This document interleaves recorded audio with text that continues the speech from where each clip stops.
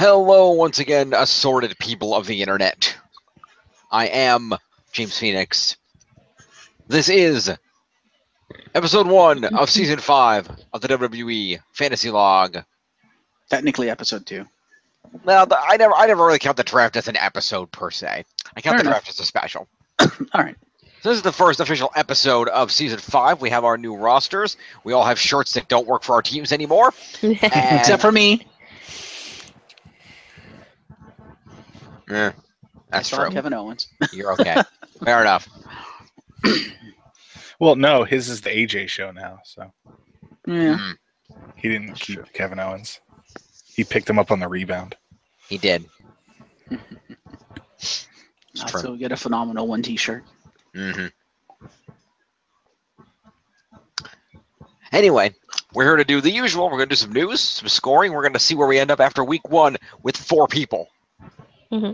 This should be fun. Count them, 4. We're the new 4 horse people. All right. Woo! Woo! Yes. Wishes out to Ric Flair. We hope he gets well soon. Keep cutting those promos, Nate. Keep it on, Nate. Speaking of people that need well wishes, Jesus Christ. Okay, so we're going straight into the sad shit first. Well, I'm going to get all the injury report and shit out of the way first. Let's do that. Oh, yeah. Okay. Injury reports are going to be had, for there are many.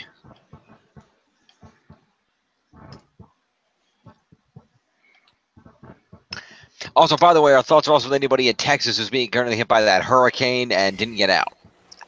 Ooh. And there's some people toughing it out, so we wish you the best. No rest, guys. All right. So, item numero uno on the list. Yeah. The now former NXT Women's Champion Asuka broke a collarbone during her title defense against Ember Moon at NXT TakeOver Brooklyn last Saturday. All right, collarbone. Yep. Due to the injury, she's not medically cleared to compete, and there's been no official timetable given for her return, but a collarbone recovery is typically 6 to 8 weeks. According to ringside physician Dr. Jeffrey Westerfield. All right. So, Okay. we will see exactly how long it is for her absence. We wish her the best in her recovery. She has since relinquished the NXT Women. That was my next article. Hold your freaking horses. Sounded like you were wrapping her up and going on to the next person. I wasn't. Don't assume. Makes an ass out of you and me. Mostly you. Anyway. Yeah, boys. We're going to play that card? Okay. Anyway. NXT Women's Champion Asuka did relinquish her title to NXT General Manager William Regal on the night of the 24th earlier this week after the tapings. Or at the tapings, I should say. Thus ending her historic 500-day-plus reign. She looks to her future for new opportunities in WWE, though no specific details are known at this time. Her reign is officially going to end on the date that her announcement airs on TV. So, The assumption is that she goes to main roster. That seems to be everybody's assumption, yes. Well, what other opportunities are there for a 500-plus day women's champion? Mae Young tournament? That's for technically a contract. Newcomers? Yeah, she kind of has a contract, therefore not eligible. Yeah, they could probably make an exception. Yeah. Who knows? It's WWE. Besides, wouldn't that be unfair to the competitors of the main tournament? Oh, by the way, you're fighting a 500-day champion! Good luck! Mm. It'd be a good challenge. She would wipe the floor with everyone. With the possible exception of Kairi Sane. Because it would not surprise me if they've wrestled each other before. Fair enough. Speaking of injuries, on the Raw that we are going to discuss shortly, Big Cass suffered a knee injury. He has during done his that Brooklyn himself. street fight against Enzo Amore. Cass went for a big boot. Enzo held on the rope. Cass went out of the ring, landed wrong, and ripped his right ACL. And possible meniscus. Possible meniscus. So yeah, he done fucked himself up. He did. Whoa, I just clicked an ad by mistake. There we go. So much for his push. Yeah.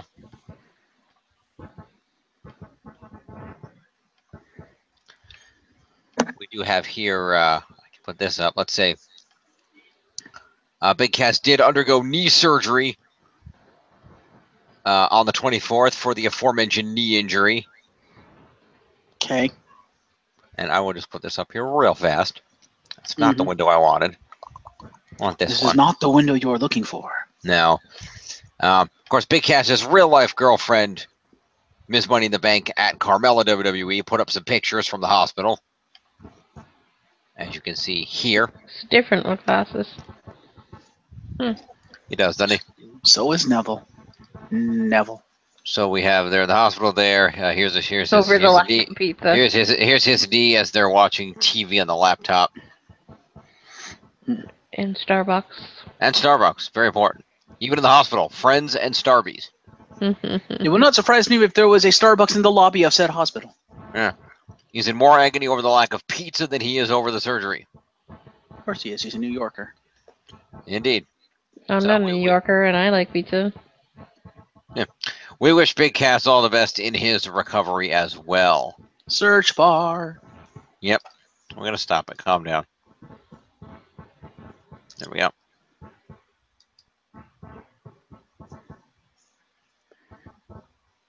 All right. Indeed. Aw, poor John. Aw, sad face John. He is the sad gamer. He is.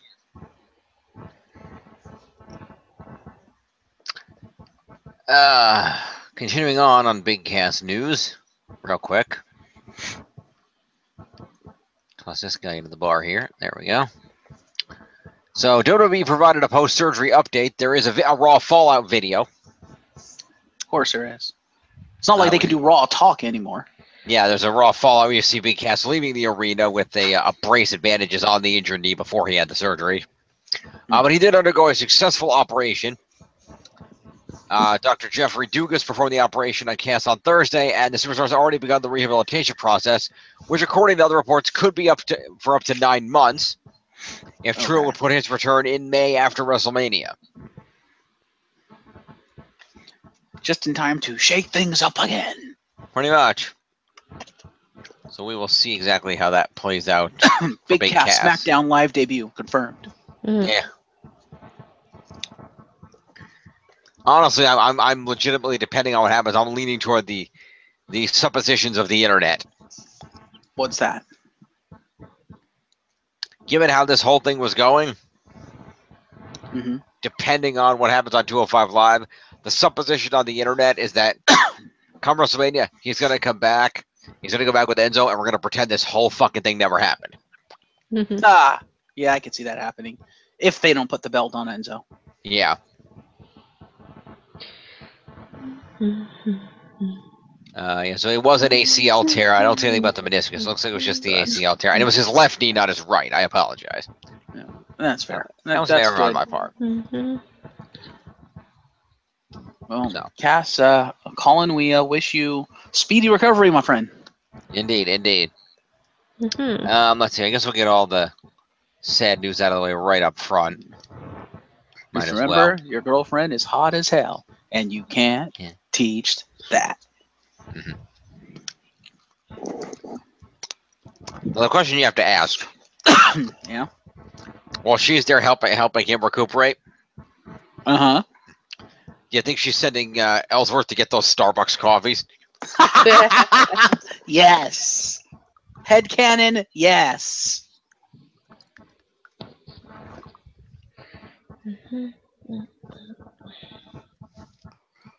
And that's actually kind of why I'd like to see him do a SmackDown debut where they replace Ellsworth with him.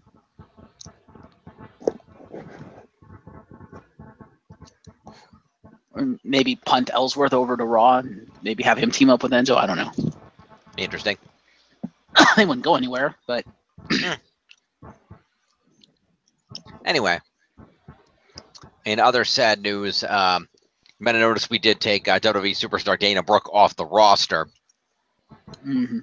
There is a reason, unfortunately. Her boyfriend, Dallas McCarver, was found, fortunately, dead in his Florida home Monday evening after reportedly choking on some food, according to a report by TMZ.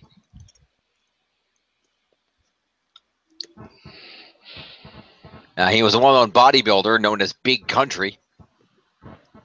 Dallas McCarver was. He was found unconscious in his home by a friend after they spoke on the telephone. According to Brooke, he was planning to make her dinner. His last words to her were, "I love you, goodbye."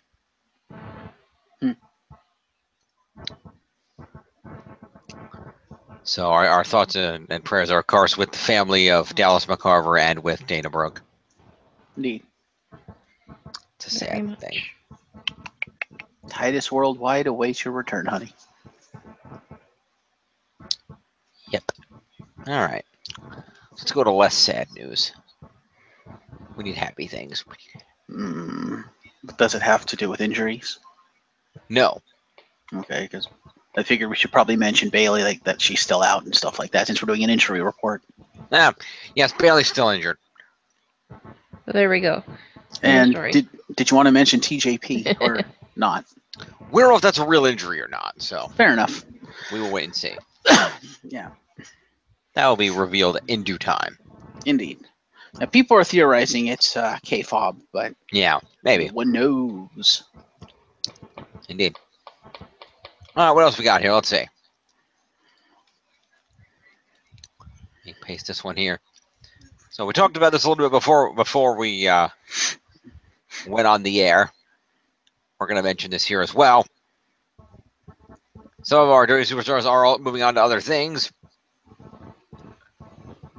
First off, according to a report over at Screen Report, apparently WWE actor John Cena is on the wish list for the upcoming Knight Rider reboot movie. I wish John had a working headset for this. Said I wish John had a working headset for this article. Yeah, because What happened to John? his headset died, so he'd be back in a minute. And that's why I said poor John. I did not even realize that. Okay. Yeah, he typed it in. He has dead headset, and apparently he can't find live one, so he's not here at the moment. Oh, dear. So he's currently muted and not there. That sucks. Does. I would say John Cena, not who I would have picked, but okay. It's the second part of the article that makes me become Consuela and go, no. Yes, supposedly, in further rumors, Kevin Hart is on the consideration list for the voice of Kit. No.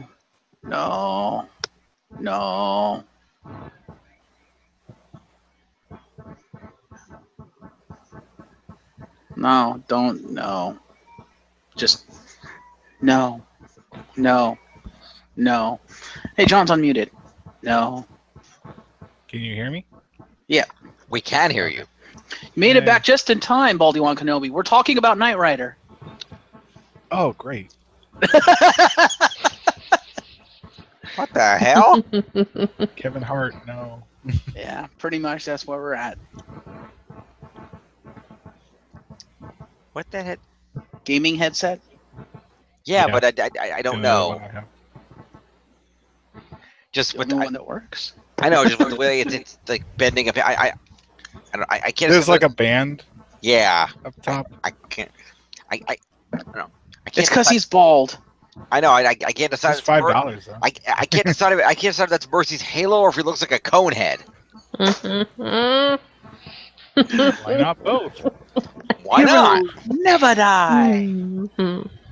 Anyway, Heroes Yes, come John from France. yes, John. John Cena, Kevin Hart, Knight Rider movie. Go. No.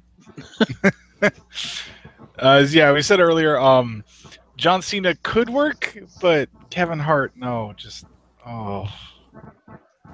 Please no.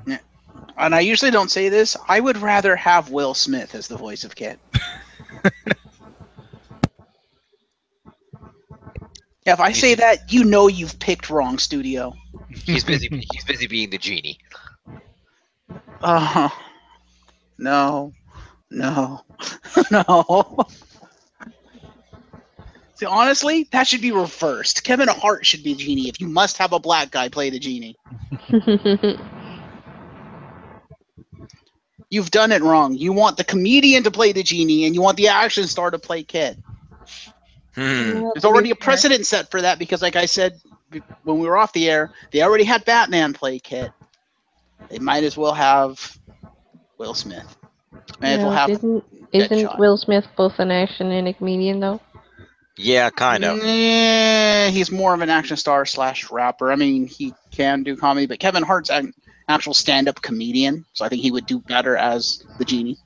I actually saw him. Was funny. I actually saw Kevin Hart here in where around where I live in Canada. He did a couple of years ago. He came in for a show to do a couple of shows. That's cool. It was funny. Yeah, he can be funny, but the thing is, Kit's not supposed to be funny. Kit's a damn computer. Well, maybe they're just doing like as they say, it's a reboot. The reboots are usually slightly different than the original. Yeah. I mean, what, are you going to have Kit roll up first time he sees car be like, oh, hell no! They copied me! What the hell? That could be like a running gag. No, just... Oh. We'll see where it goes. You're doing it wrong if Michael Knight is the straight man.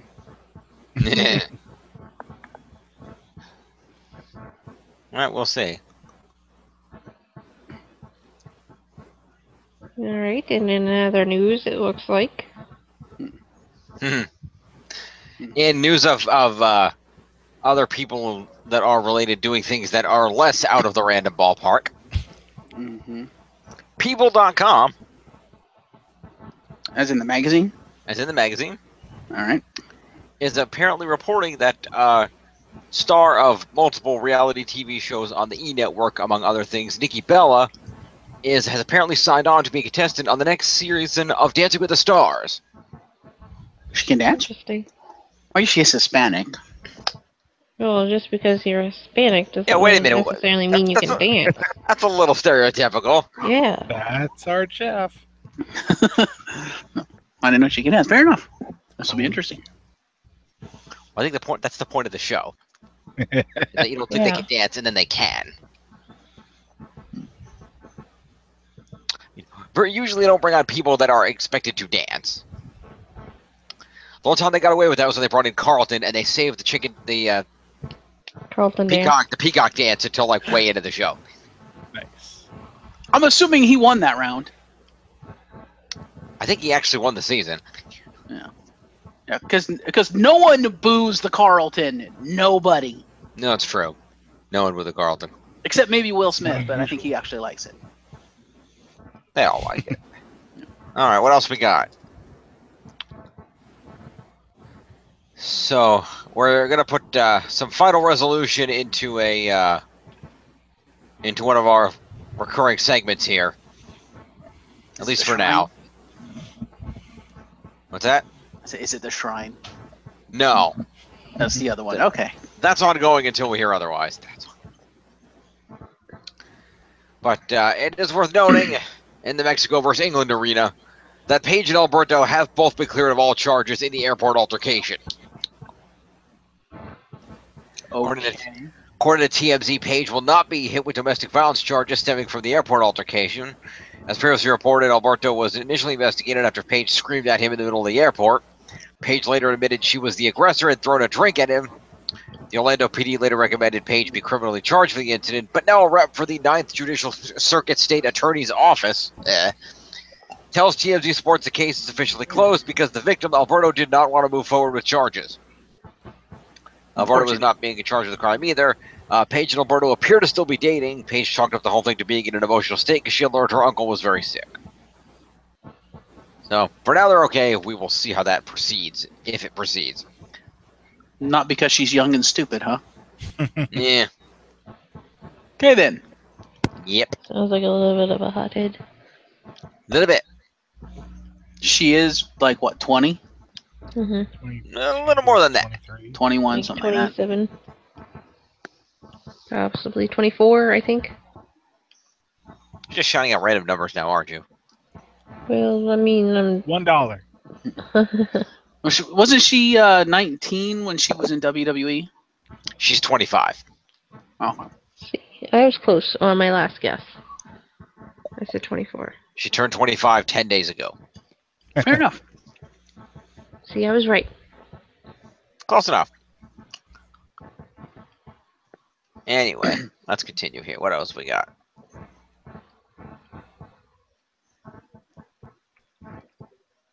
So I guess they would be the new Mamacita. I guess. I don't know. All right, so What let's I found at continue the on. airport, Holmes. There you go. So we have a couple of. We do have something else that is going to be for at least a few weeks a recurring segment. So we got another one here. Oh boy. We have been gracious enough to receive 37 more playable superstars for WWE 2K18. Courtesy of Samoa Joe. Yes. The superstars in question include Goldberg, Earthquake, Jim the Anvil Neidhart, Larry Zbyszko, Brutus the Barber Beefcake, Greg the Hammer Valentine, Edge, The Godfather, Eddie Guerrero, Daniel Bryan, Maurice, Naomi, Sasha Banks, Bailey, Ivory, Natalia, Mickie James, Becky Lynch, Tamina, Ember Moon, Carrie and Kevin Von Erich, The Usos, The Hype Bros, Shinsuke Nakamura, AJ Styles, Bobby Roode, The Miz, Roman Reigns, The Rock, Randy Orton, Triple H, Kurt Angle, Brock Lesnar, Brock Lesnar, and John Cena, And Samoa Joe. Samoa Joe was the first one he said, I think. I did not. No, I said it was hosted by Samoa Joe. Oh. Samoa Joe's not on the list, so. It should also be noted, Mickie James back in a WWE game for the first time in like, how long has it been since she's been in WWE? Like 10 years or 15 years, something like that? A long time. Also noted, apparently Edge doesn't have his theme music for some reason. That was noted. Because on the IGN video, for those who have seen it, if you haven't, go check them out. In the IGN videos, when they announce the superstars, they play a little snippet of their theme song, and it was pointed out by several people in the comments, where the hell is Metalingus? It was just some random rock song. They're like, the hell? Edge doesn't have his theme song? So, yeah. So, I'm hoping he gets an official theme song aside from just random shit, because you know, WWE Edge has more than one theme song. You could give him, you know, You Think You Know Me. That's an awesome theme song. I love that theme song. Edge and Christian one. That should be in the game anyway. Indeed.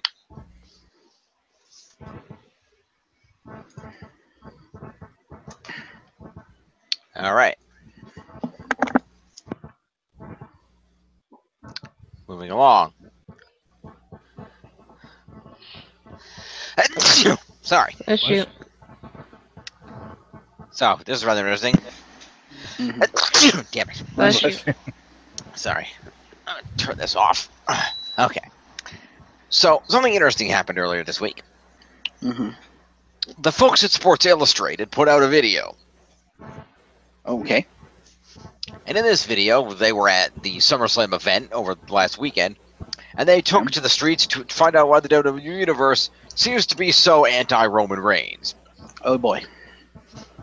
And they, while polling fans outside the Barclays Center prior to SummerSlam over the weekend, they gave reasons such as Reigns being, quote, shoved down their throats, end quote, and boring. While others couldn't specify, opting to instead simply make the claim that they, quote, just don't like that dude, or point out that he is not their cup of tea. Oh, okay. Earlier this week, thereafter, the big dog took to social media to respond to the Sports Illustrated video. Uh-oh. saying, and I quote, "The simple question here is to the kids. Would you rather grow up and be like me or the guys from this video?" Wow. Laughing, cry face. Wow. Dude. Yeah, Vince, he's not getting no face. He ain't no face no more. That no, he just insulted your WWE universe, dude. Yeah, no. John Cena needs to bury his ass like now. I like with that. Yep. Roman Reigns, you're on the Consuela list. No. No, exactly. No. Yeah, that will now be a recurring thing on the Fantasy Log, the Consuela list. So you're going to Okay, make then. her as a manager in 2K18, right? Give her the list of Jericho. Yes. Yeah. So far we have Roman Reigns, we have Kevin Hart as Kit. Yeah.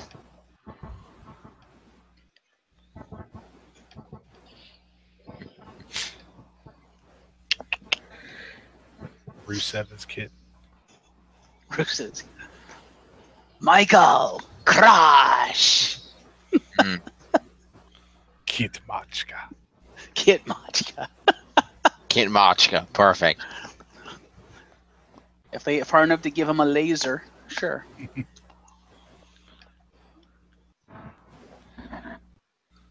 Or unless they just jack him straight out of Mask from the get-go. Yes. That was a great cartoon.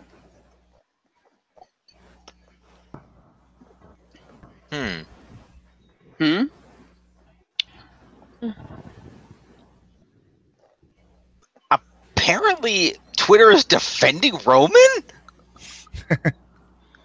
Wow. Okay. I did Weirder not see things have happened. Yeah, I did not see that coming.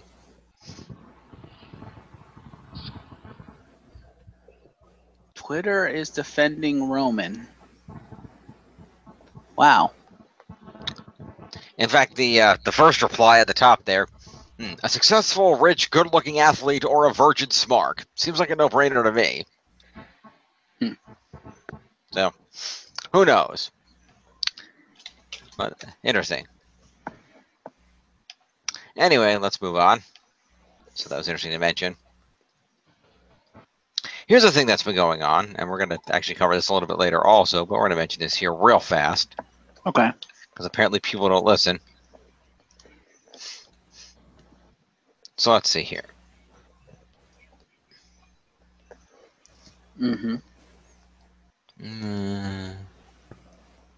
Yeah.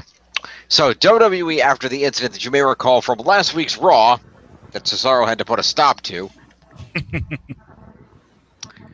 WWE has reportedly banned beach balls and other inflatable objects from their live events.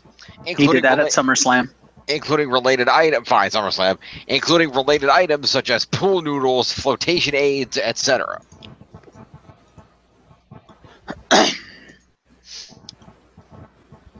Flotation aids. It's late. Insert your own Nikki Bella's boobs joke here. The company issued a memo to security staff at Barclays Center to confiscate any such items immediately. However, some beach balls still made it into the arena before they were noticed and taken away. Yeah, like the one that showed up on Raw in the middle of the John Cena segment, and John Cena just sat there and smiled at it. We're going to talk about that. The rule will certainly stretch to all other live events that WWE will be holding on an indefinite basis. Hashtag don't hinder the beach ball. Apparently. Or maybe Vince should take that as a sign from the WWE universe of how boring his product is. Just saying. Perhaps. Oh, by the way, I didn't have this. I gotta bring this up now. There's something on WWE.com I have to cover. I just remembered, but we'll get to that in a minute. In the meantime, I mentioned this earlier. Matt Morgan. Yes. Former WWE and GFW star Matt Morgan announced this week he is entering the political arena by running for Longwood City Commissioner of District 4. So therefore, he will not be debuting on WWE. He's as a candidate for Longwood City Commissioner, I'm committed to build upon Longwood's rich history. I've never been the type to sit back and armchair quarterback or just complain about things. I'm the type that goes out and gets things done. I feel it's my duty to step up and finally start doing what needs to be done here for my fellow neighbors in this beautiful city.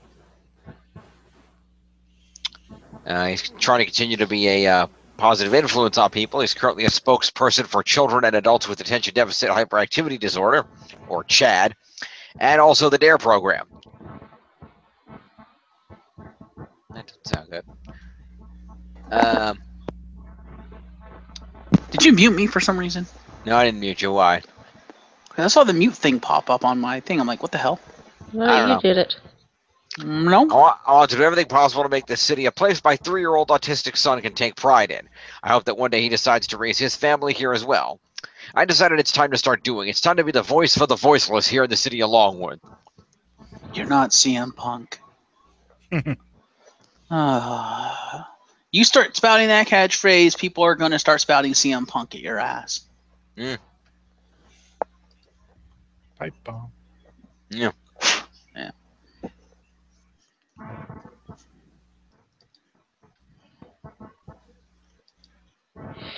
I would say he can spend it all he wants because, let's see, CM Punk is on the internet smarking and pretending to be a UFC fighter. Matt Morgan is such perfection, they have sent his DNA into space.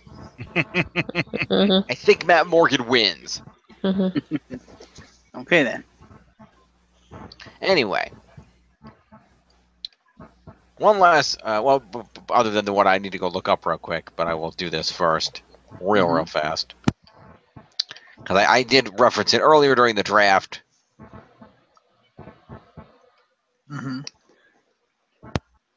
But, let's see. But, at the Wizard World Comic-Con Chicago event, which started yesterday, the Hardy Boys were there, by the way, but more to the point, Charlotte Flair was among those in attendance yesterday. She's now back on the road to WWE, starting with the live event scheduled in Baton Rouge, Louisiana, earlier this evening. It'll be her first live event since her father, Ric Flair, was hospitalized a couple weeks ago, and she posted on Twitter about her comeback, stating, "A setback is a setup for a comeback." Baton Rouge, LA, Saturday. Monroe, LA, Sunday. Texarkana, Arkansas, Monday. Little Rock, Arkansas, hashtag SmackDown Live. So she's planning to show up on SmackDown Live this week. That's what it sounds like. Huh, okay.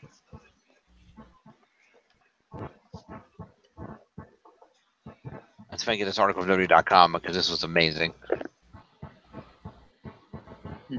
Not that one, but that's a good one too.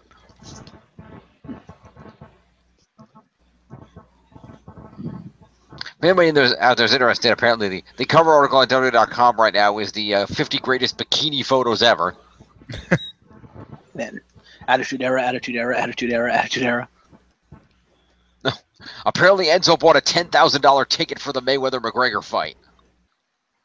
What? Okay. An idiot. I don't know. Anyway, where the hell is this article? Is it here somewhere?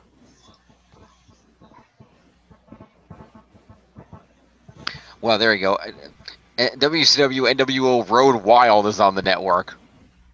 Okay, then. To the news. Yes, I'm trying to find the article. Sorry. I thought it would be easier to find than it was. Well, that's relevant news. The first episode of the new season of Southpaw Regional Wrestling is up. Go check that out. Yeah, season 3. I'm going to have to just do a freaking search on this, Well, aren't they I? put up a season 3. It's season 2. Jeff doesn't know how seasons work. Oh, I thought I read somewhere it was season 3. You thought no. I read wrong. Go see season 2. It's good. Well, you know what Thought did. Yes. All right, so in an article that WWE put up earlier this week that was making some rounds on the intranet, WWE picked up on this because somebody in Twitter did some comparison shots here, and it kind of went all over the place. So for WWE.com, Seth Rollins is a real-life Power Ranger. Okay, then. Go Seth Rollins? Rollins debuted new red ring gear at SummerSlam this past Sunday, and many were quick to take notice, including, believe it or not, the Power Rangers. Is that the red and black? It was. I'm gonna go ahead and put some pictures. I'm gonna put some pictures up here. Okay, well, even though they said they thought it looked like Power Rangers, I was looking at it, and the first thought that popped in my head was Deadpool. That's a good reference too. But here we go. So we have some comparison shots here. You can take a look at these.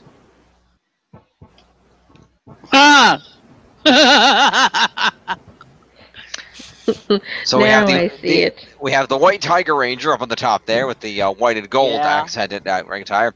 The bright gold ring attire with the center logo there, looking like the gold Zeo Ranger, and his current ring attire kind of looking like the Quantum Ranger from Time Force. Like a reverse Quantum Ranger, but yeah. Yep. That's hilarious. Yeah, those comparison shots were put up on Twitter by somebody at Cinema Andrew. That's funny. With the pictures, adding, "This explains why Seth Rollins is so good at flips." And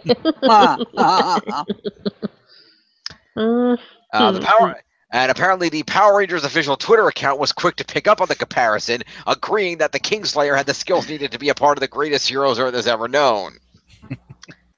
At Power Rangers picked up with a link to the tweet, adding, "We knew at WWE Rollins had superhuman Ranger powers."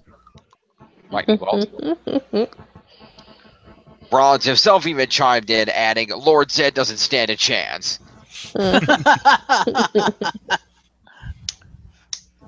To be fair, being unfamiliar with the show, he only spelled Zed with one D, but we can let him get away on that. Here's hoping that Rollins keeps up with these more phenomenal gear choices.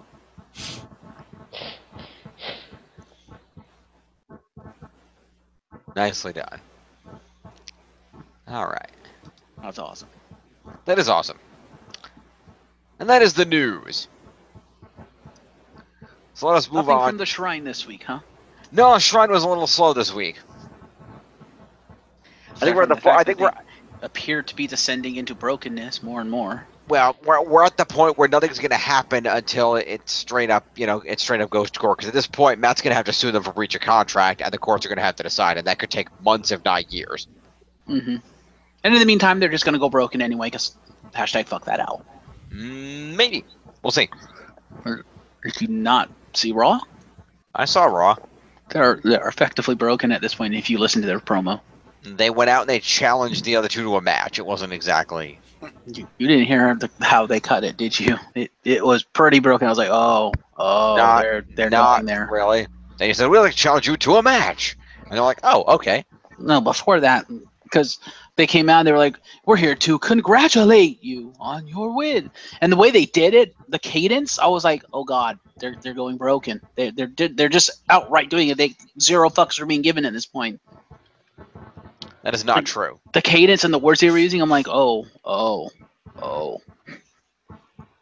Whatever.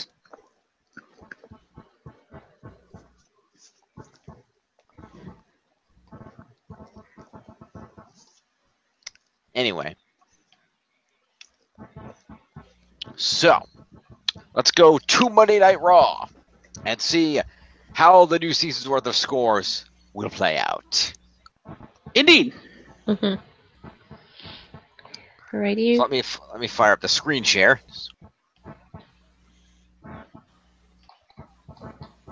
Whoa.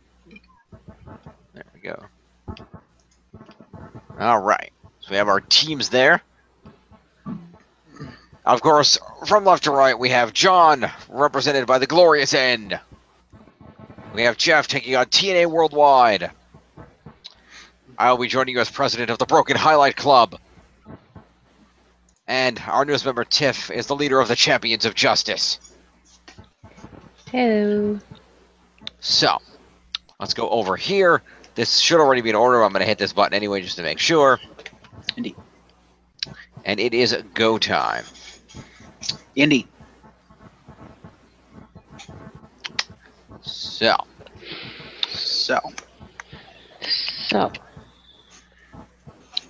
Raw came from this week from, much like SummerSlam, the Barclays Center in Brooklyn, New York. Or as the Miz called it. Oh, you didn't see the beginning of Raw, did you? I did. That promo wasn't until later, but all he did,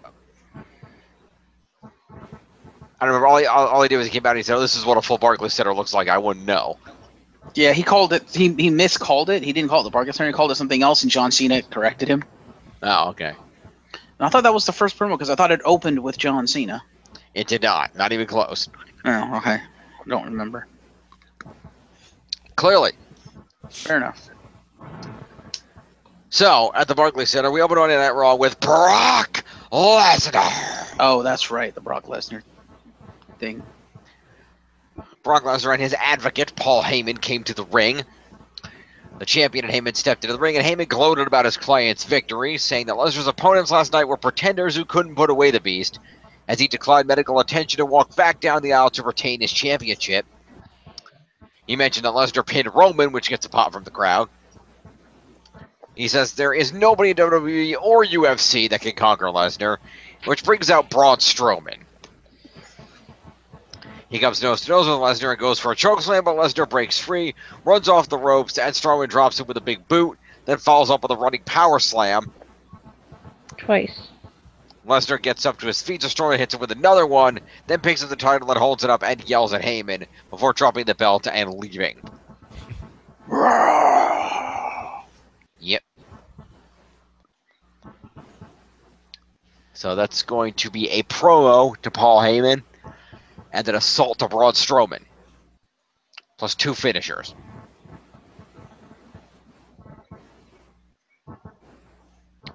That'll be 6 points to Braun Strowman.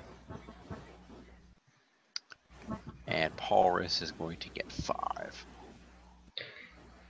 Does Brock get anything for just being there?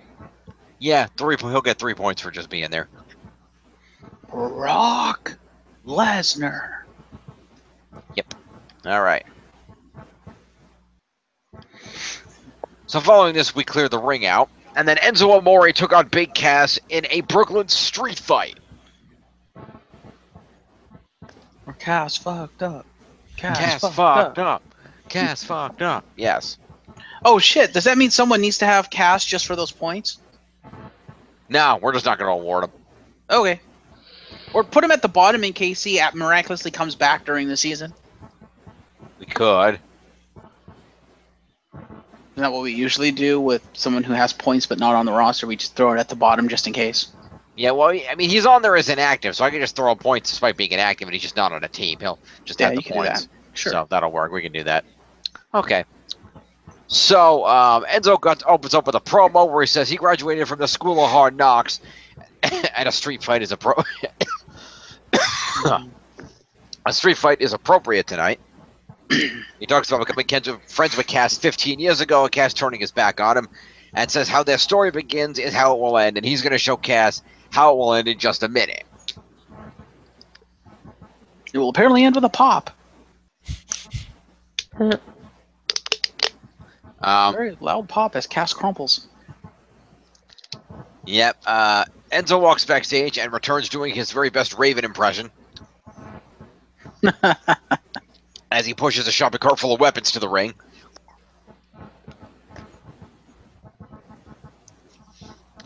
But Cass was already in the ring at this point. He steps out of the ring and charges at Enzo. They beat each other up. Cass even goes to the extent of giving Enzo a chair and telling him to come at him. And he tries, but Cass just boots him in the face. The end of outside, more punishment. Enzo manages to stun with a jawbreaker, but Cass just takes control back and beats him up more. Until Cass tries to run for a boot, Enzo pulls the rope down, Cass flies out and rips his knee apart. To Cass's credit, he does continue the match, even putting the boots to Enzo in the ring. But when he went for the Empire Elbow, his bad leg completely gave out on him, and he just collapsed, and the ref had to end the match due to injury. So Enzo is declared the winner because Cass cannot compete. So does Enzo just get straight up victory points for that then? Pretty much. Okay. So just real quick, so Cass lost. Yeah. So Cass will get himself 5 points for competing and 3 for a specialty. And 7. Because he didn't actually hit Enzo with any of the weapons. They were brought out, but they were not used. He gets move points. He does get move points. He gets 2 of them. All right. So Cass will get 5 for the competition, 3 for the specialty is 8, and 2 is 10 points to beat Cass. Casshole. Casshole. Pretty much. And then Enzo Amore is going to get himself 20 points for winning a match on Raw. 10 points for winning a specialty match on Raw is 30. 5 points for competing in that match. 3 for competing in a specialty is 38. And he didn't actually use any of the weapons because he kept getting interrupted. So... Jim, you don't have yourself set as the primary. For the visuals, it's constantly switching between us, but whoever talks. Although I'm not coming up for some reason, but it showed John and it showed Tiff for a minute there. Click on another picture. I got and Click back. I got because it. that's what happened to me. No, it's just I forgot to share to everybody. It's fine. All right. All right. So yeah, again, the actual weapons were not used. So being in hands. So as a result, yeah. So Enzo will get the. It was 38 points to Enzo. All right.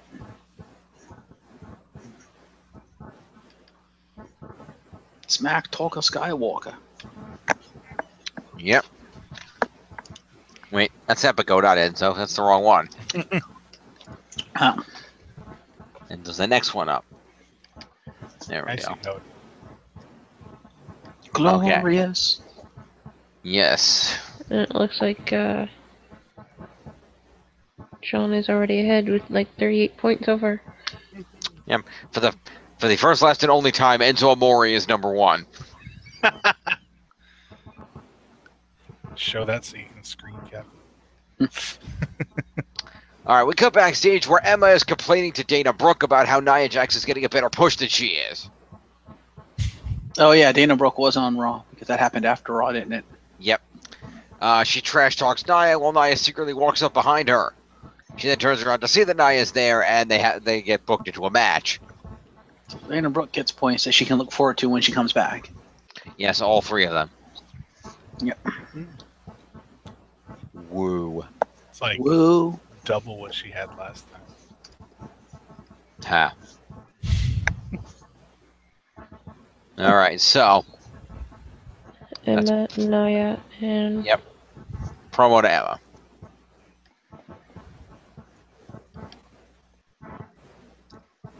And then Nia as well. Yep. And Dana Brooke. I already gave 3 to Dana Brooke. All right. so if they got 3, why does Naya have 5? No. If 5 is for a promo, but Dana Brooke was being complained to, I don't think she said anything, so therefore she only gets 3. 3 is for an appearance, 5 is for a promo. And what about Emma? Emma got 5 also because she had a promo. Okay. Yep. I'm still new to this whole. That's fine. Ask away. It's better to ask than thing. not know what's going on. Indeed. Next up, Nia Jax and Emma have themselves a match, and Emma gets squashed. Match. Yeah. I'm assuming you're doing finger quotes, but nobody can see that right now. Yeah. Pretty much. Well, I mean, why not? If one RKO constitutes a match, sure. Yep. One bro kick did. Yeah. Yeah. It's true.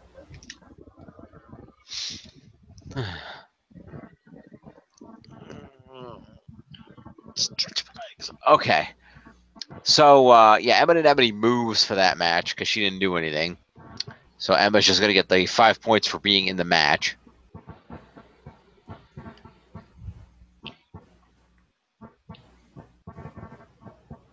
I'll put her at 10 points. And then Nia Jax won the match. That's 20 points for competing in it, 5 for winning it, and 1 for the finisher. Samoan drop she used to win it is 26 points to Nia.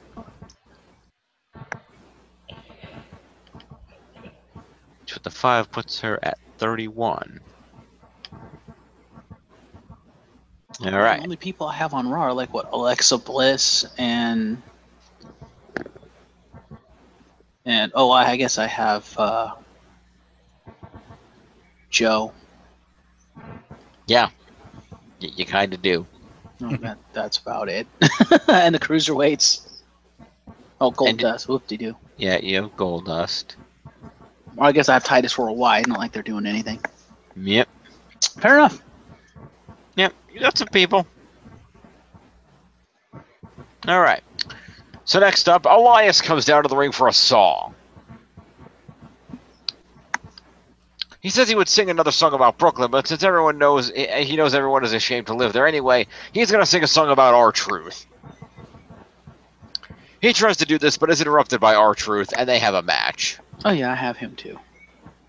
Finger quotes, match. Let me guess, R-Truth gets squashed again? Yeah, pretty much. He starts firing up, lays in with some strikes, and throws Elias in the corner with a splash. But Elias comes out with an elbow, gets hit with a spinning heel kick, but they brawl some more, and Elias hits a snap suplex for a win. Snap suplex. Snap suplex. So R-Truth gets 5 for competing in the match. You're in the wrong table here. Yes, I know. I'm going to switch it over.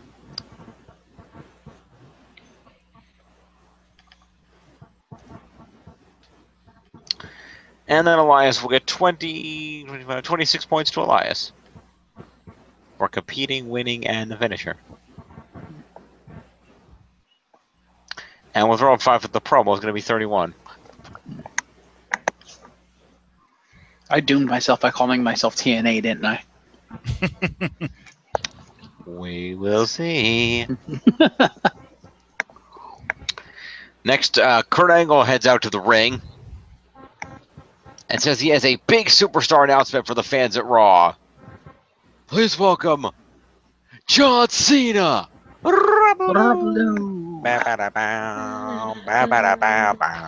Dun, dun, dun. I'm here for one man. Bow, bow, bow, bow. Yes, you're the man I'm here for, but I didn't come here to talk to you. Awesome! I came to play. It's a price to pay. Time for you to get down on your knees. I came to play. And once again, The Miz cuts one of the most brilliant promos in all of WWE. He does, but give me 1 second, just quick. So Cena says that he's here because Angle saw him at SummerSlam and invited him. He immediately said yes because he wanted to be on the ring to face with a certain star. Roman comes out. He says Roman's exactly who he wanted to see. And Roman complains about Cena running his mouth about him on Twitter and challenges him to run his mouth face-to-face now that he's in Reigns' yard. Cena says he didn't come here to talk, drops his mic, and takes his shirt off. Then The Miz comes out. You may continue. Yeah, he just proceeds to cut a really, really great promo that you have to listen to. The only mistake he made was not calling the Barclays Center. Probably because he was legitimately pissed off and didn't think about it, and Cena had to correct him. He's like, yes, the Barclays Center. And as Jim pointed out, holy shit, did The Miz just face turn? Because that was totally a face promo that he cut. And, yeah, Cena, you might not want to do what you did, because he ended up teaming with Roman Reigns for a match at the end of the night, and yeah, that's a surefire way to lose any cred you have, Cena, because no one likes Roman Reigns. But yeah, Cena's like, you know what? I tell you what, you want a moment, Miz? You want a pay-per-view moment? You want a good moment here? Fine, let's give you a moment. How about you and any one of your Mr. Raj goons versus me and Roman Reigns? And Miz like, no. You know who that's a moment for? That's a moment for you and you, not for me. And it's just a great promo. And then, the fucking Samoa Joe comes out. Miz vacates because he doesn't know what Joe's going to do. He doesn't want to get choked out. Joe gets in the ring, just looks at Cena and Reigns. It's like, no, no, no, no, no. If anyone's going to team with you tonight, Miz, it's going to be me. So, there's your main event, ladies and gentlemen. The Miz and Samoa Joe with the Miztourage at ringside versus John Cena and Roman Reigns, the two most hated men in WWE today.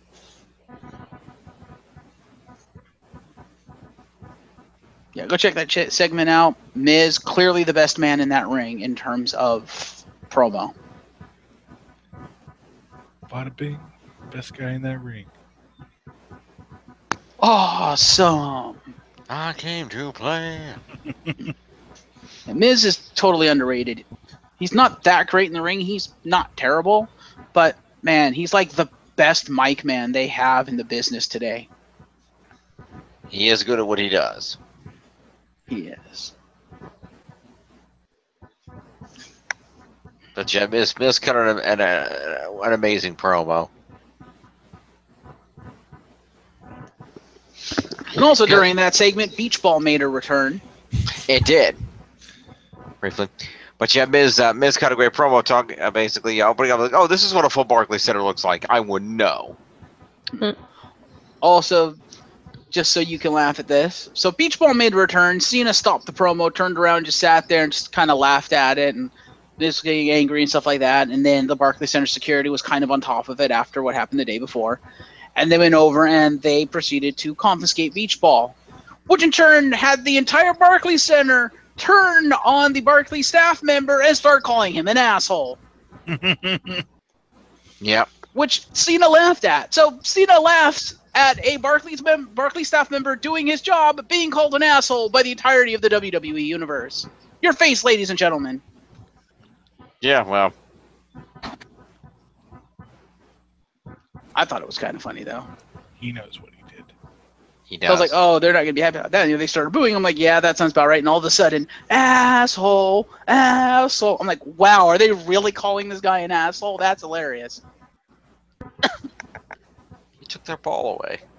He did take their ball away. Sad face.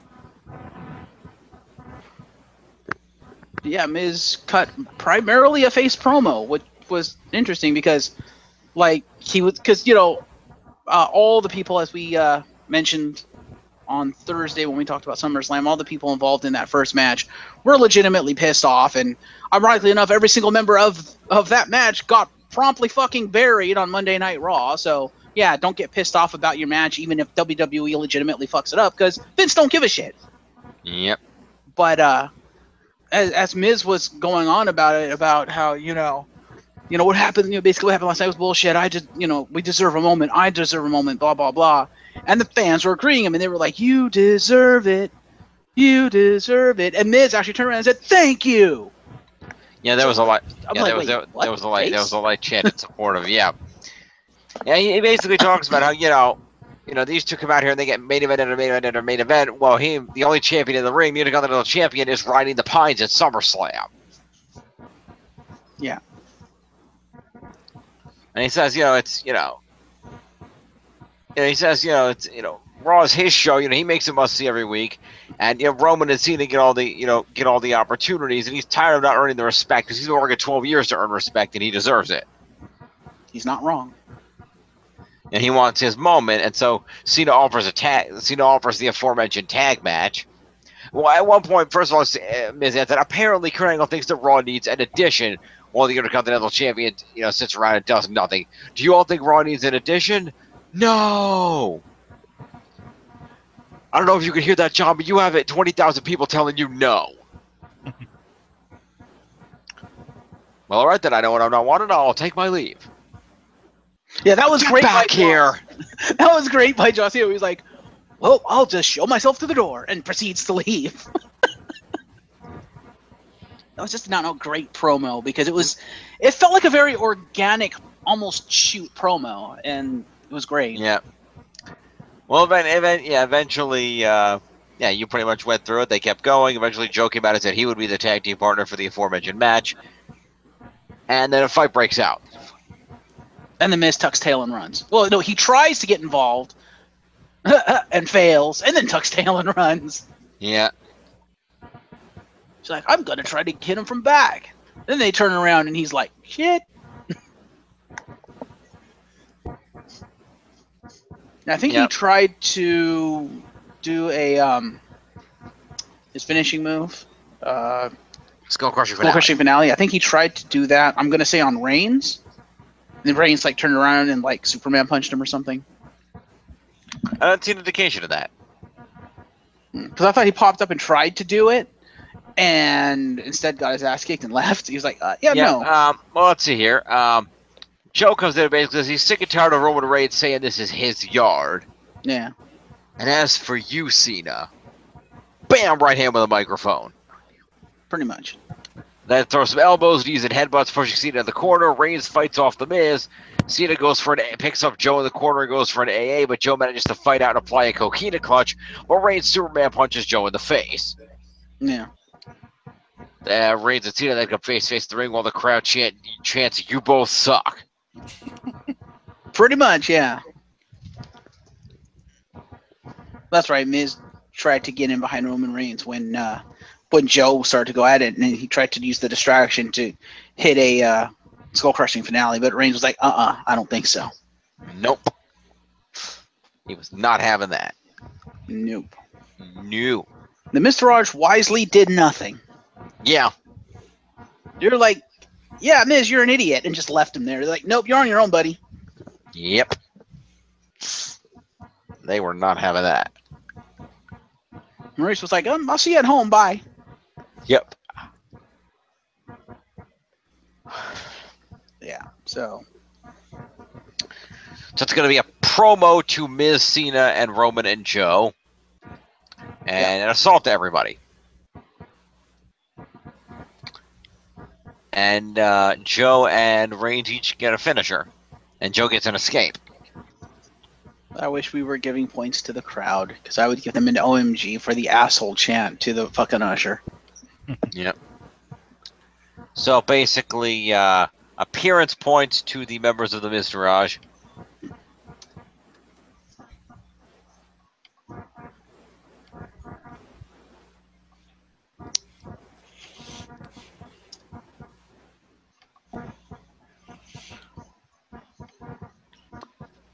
And Maurice.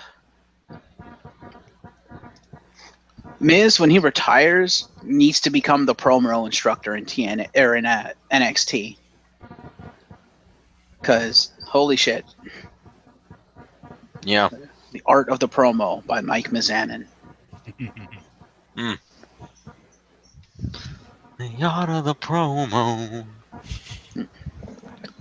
Can you imagine how much better a lot of these NXT superstars would be on the mic if they had The Miz coaching them? Yeah.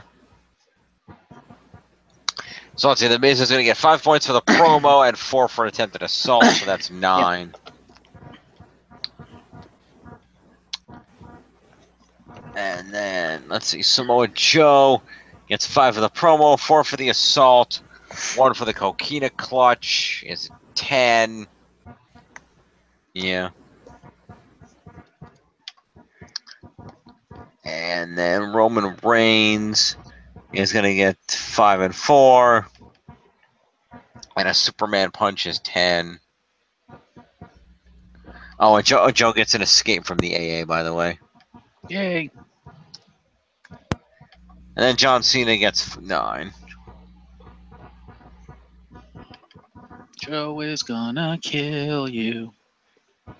Yep. All right. That's not even part of the point, the scoring. I mean, from the match, or is this just like this from the beginning? The match is the main event. We haven't gotten there yet. Okay, I just asking. Yeah, just answering. And you gave points to the Mr. Raj, yes, Jim? I did. He did. Okay, cool. Yep. Excellent. Indeed. Moving on. Yep. So after this, we have ourselves a cruiserweight 6-man tag team match player. Mm-hmm. Featuring Cedric Alexander teaming up with Mustafa Ali and Rich Swann to take on Sorry, and Grand Metalik. It's an 8-man. Sorry. It's Cedric Alexander, Mustafa Ali, Rich Swann, and Grand Metalik taking on Drew Gulak, Arya Davari, Tony Nese, and Noam Dar. I can't remember who won this match. The faces. Yay. That's right. Wasn't it like a lumbar check that won it or something? It was a lumbar check that won it. Hey, I remembered something. You did. For a change. It was. It was a lumbar check that won it when the heel team's momentum got cut off when Noam Dar refused to tag into the match. Oh. And then when he tried to help out behind somebody's back, he got a Grand Metalik to the face. Fair enough. So, victory points. faces won off a lumbar check. Cedric with nailing it on Tony Nese. So we'll start off with the heels in this match, who had no points. So they're all going to get 5 points. I don't know. Is an 8-man constitute a specialty? No, I would say 4-on-4. It's 4-on-4. Then no, I don't think so. Yeah, I would just say that's just a tag match with more people. Okay.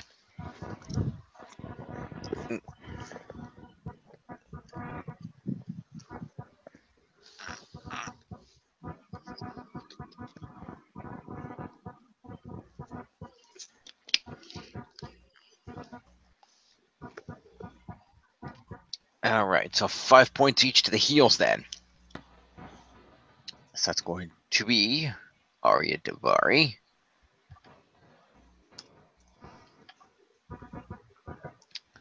That's going to be, let's see who else. Noam Dar was on their team. And did literally nothing. Yeah. And then they had Drew Gulak and Tony Nese. Mr. No-Fly Zone. Yep.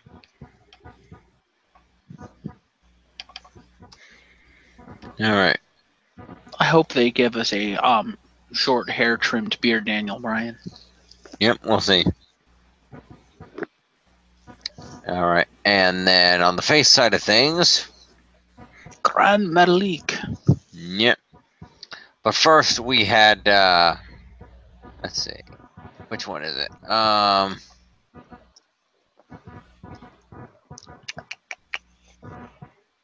It appears to be Mustafa Ali did not do any moves in this match. Oh, okay. Sorry. That's okay. I get the win. I'm okay. I'm happy. Yep. So Mustafa Ali will just get 5 points Okay. for competing. Actually, no. That's a winning team, so I get 5 for competing and 15 for being on the winning team. So 20 to Ali, actually. Woo! And then it'll be 20 points to the rest of these guys. So let's see, Grand Metalik. He did moves. Yep, he did a move. He did a rope running senton. Okay then. He flew. Yep. So Metalik will get the 20, and then one move is 21 to Grand Metalik.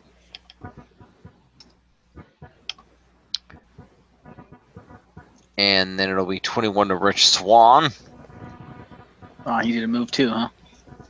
Yep, there was a kick involved. Can't handle this. Can't handle this. Yep. And then Cedric Alexander will get 20 for winning, 5 for competing is 25. And he had 5 moves, is 30 points to Cedric. Woo! I'm coming after you, Enzo. Apparently. After the match, we cut backstage for a promo from Neville. Neville. Who got the promo on Tozawa and Titus, but they interrupt and tell him that words don't hurt them, but they do have one word for Neville that will hurt him. Rematch. Ha! Ha! Tozawa wants a rematch for the title tomorrow night on 205 Live. So promo to those three. And once again, Apollo gets shafted. Yep.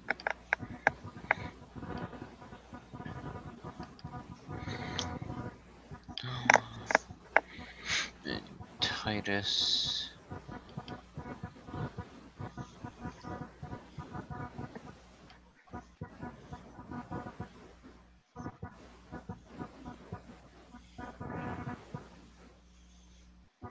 Titus Worldwide. Wine.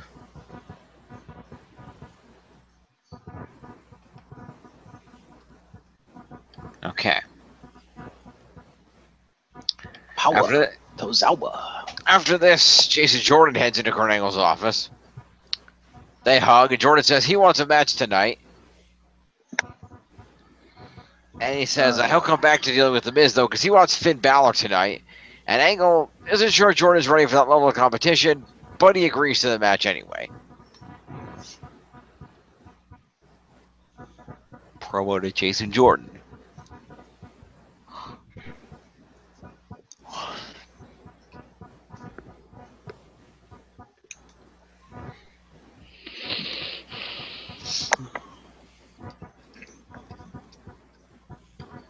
Right. After this, the new Raw Tag Team Champions, Dean Ambrose and Seth Rollins, come out to the ring. Go, go, Power Rangers. Bam, bam, bam, bam, bam. We need Shield Sword power now. Pound justice. All right.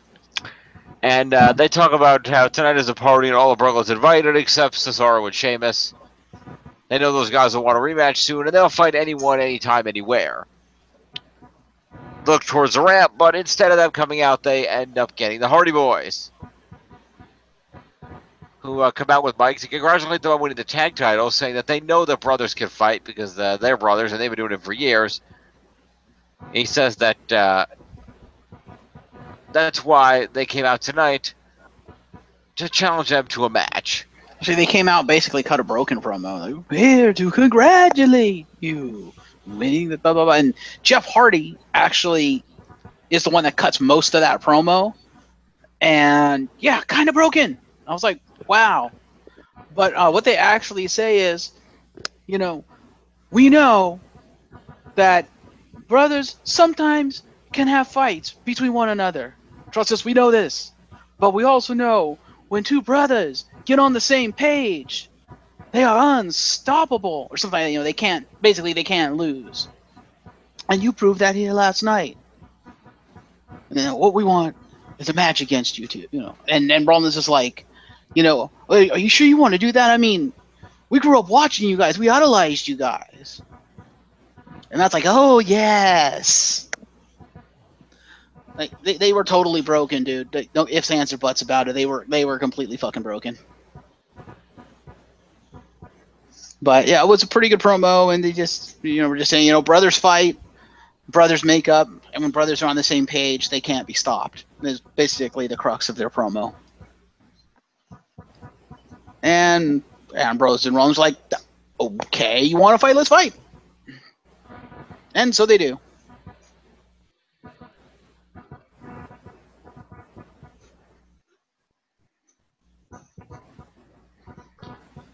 Back over to Jim for the actual match results.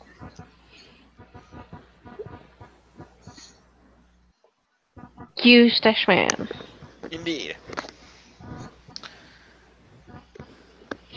So Rollins and Ambrose taking on the Hardy Boys. The tag team champs coming out the victor on that one. Indeed. After Jeff eats the combo high knee and dirty deeds maneuver. So the Hardys are going to get 5 points each for competing. Jeff had 3 moves, so that's 8 points to Jeff Hardy.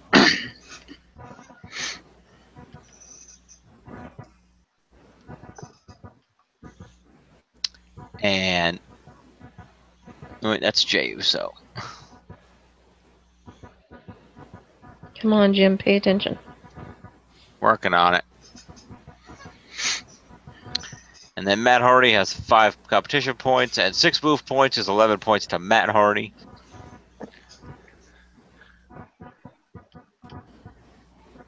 Okay. And then on the tag champ side of things, Seth Rollins gets 15 for being on the winning team, 5 for competing is 20, and 10 moves is 30 points to Seth freaking Rollins. Seth freaking Rollins. That's 55. No. No? Didn't you say 30 and 20, and then there's 5 in there somewhere? No, I said he gets 15 for being on the winning team, and he gets 5 for competing is... Sorry, hang on. He gets 20 for... Sorry, okay. Damn it, stop. I'm confusing myself here. Okay.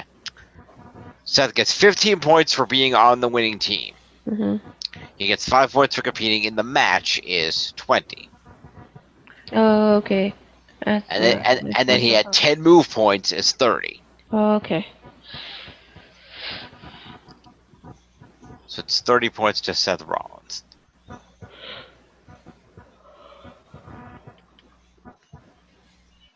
Alright. And then Jeff Hardy got the pinfall cover on that. You mean Dean Ambrose? I mean Dean Ambrose. Wrong team. Yeah, Dean Ambrose. So therefore, Dean Ambrose is going to get himself 20 points for winning, 5 for competing is 25, and 5 moves is 30 points to Dean. Shouldn't he get more than Rollins for actually winning the match? Rollins had more moves. It offset. Fair enough. Because Rollins had literally twice as... Rollins had 10 moves. Ambrose only had 5. Fair enough. So Ambrose getting the 5 for the win matched the extra 5 moves that Rollins did. So fair enough. Yep. It's an elimination. Sorry. Mm. Anyway. The 32 Ambrose, what you have. Okay. Yep, so that's that match. As we continue along with the program, it's announced that Brock vs. Strowman will fight for the Universal title at the upcoming No Mercy pay-per-view. And then the Miztourage is seen in Samoa Joe's locker room, where Miz has said he's glad to have Samoa Joe as part of the Miztourage, saying that normally he has to sweet-talk people to join the group. But Joe tells him to shut up and says that here's what's going to happen tonight. You two, Axel and Dallas, are going to stay out of the ring, but at ringside. And Miz, you're going to stay in the ring and be annoying the way you do, and I'll deal with everything else. They agree, and Joe storms off. So promo to Miz and Joe.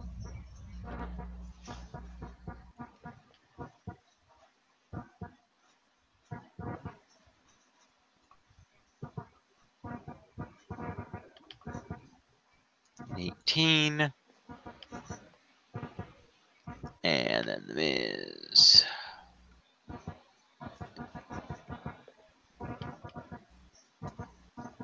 Okay.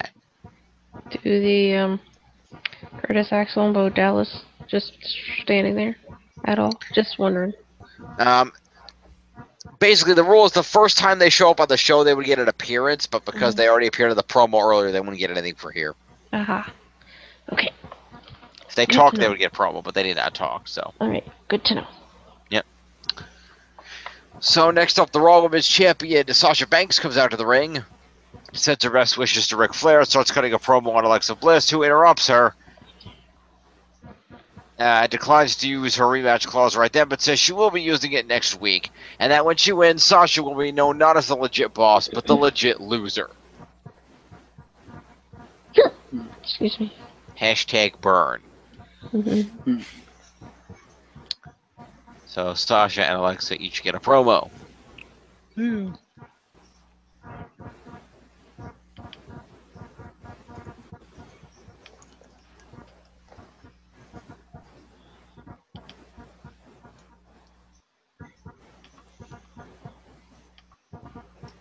After this, we have a match, Finn Balor versus Jason Jordan. Which was actually a pretty damn good match, and I'm a little disappointed that no one gave a fuck. Yeah, well, nobody gives a shit about Jason Jordan. Because if you actually watch this match, it was actually really good. Jason Jordan was pulling out all kinds of technical shit. It was like, wow, okay, I'm kind of impressed by this guy. He still lost, but it was still a good match, and he did well. Indeed he did. But Finn Balor was victorious at the end of the match. Mm-hmm. With a Victorious. Sling Blade dropkick coup de grace combination. Yeah.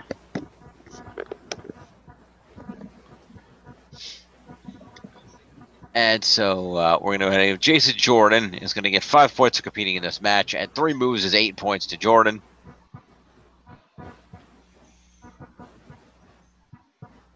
In all honesty, Finn, Jason Jordan kind of made you look bad, dude.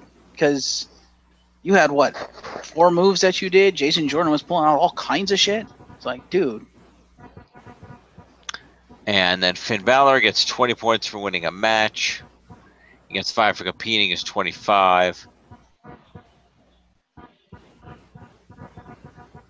And, moves. Yep. 10 moves is 35 points to Balor. Yeah. Majority of them were the same move over and over again. Yeah.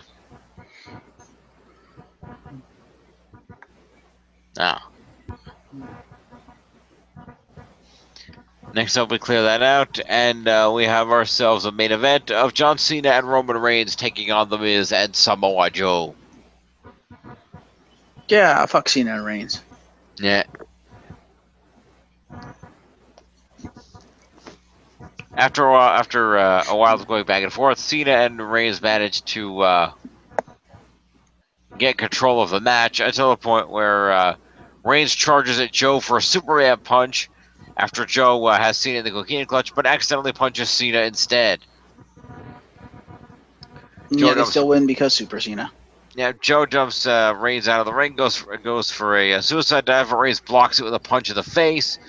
Meanwhile, Miz and Cena are alone in the ring, and Miz goes for a skull-crushing finale, but gets it reversed into an AA and loses. Because Miz has tagged in at this point.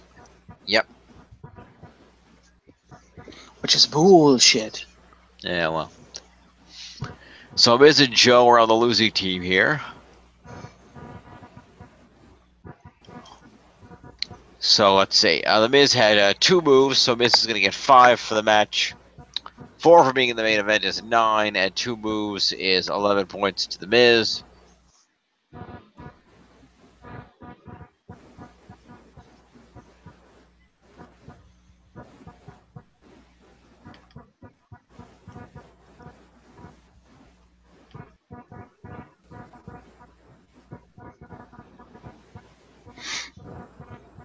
And then we're going to have ourselves... Let's see, who else was on the losing team in this thing? I forget who we're dealing with. Oh yeah, right. Joe. Okay. 5 for competing. 4 for the main event is 9, and Joe had 6 points. It's 15 points to Joe. So at 33 in the top 10.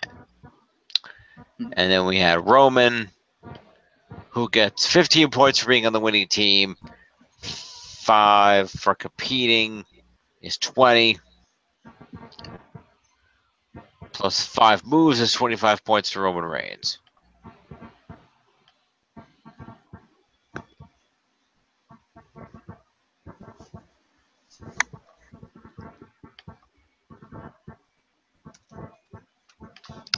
Hey, Jim. Yo. Question. Yo. Did you give Samoa Joe evasion points for evading the Superman punch? I did. Okay. Want to make sure. Yep. Cool. So, Rapaldo! Yeah, then we have John Cena, who won the match, so he's going to get 20 points for winning a match. 5 for competing in it is 25. 9 for being in and winning the main event is 34. Cena has 5 moves, is 39 points to John Cena. And, of course, he's number 1. That's John Cena. Yep. All right. So that's that. Let's take a look at the scores and see who's in the lead after the first event.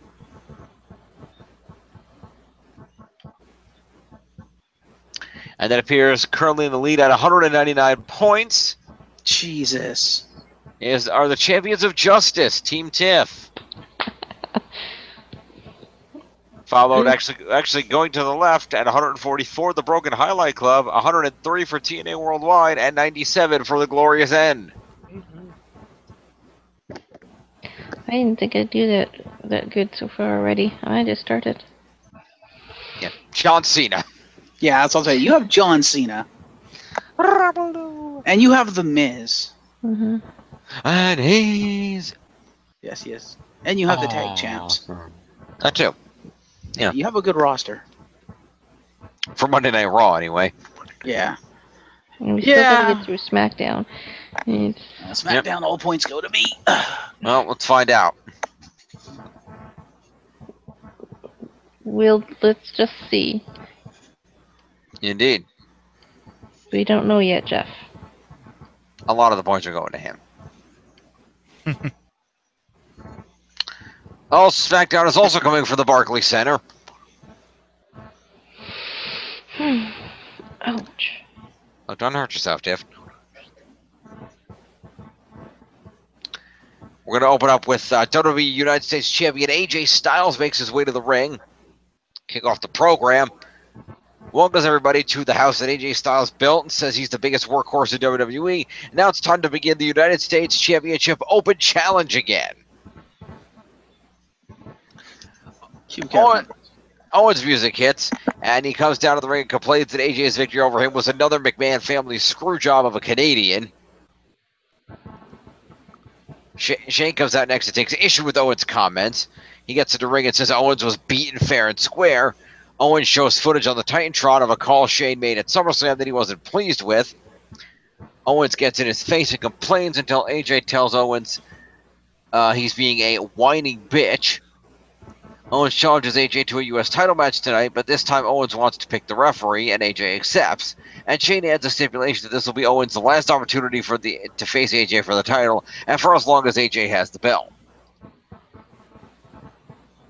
So, promo to AJ and Owens.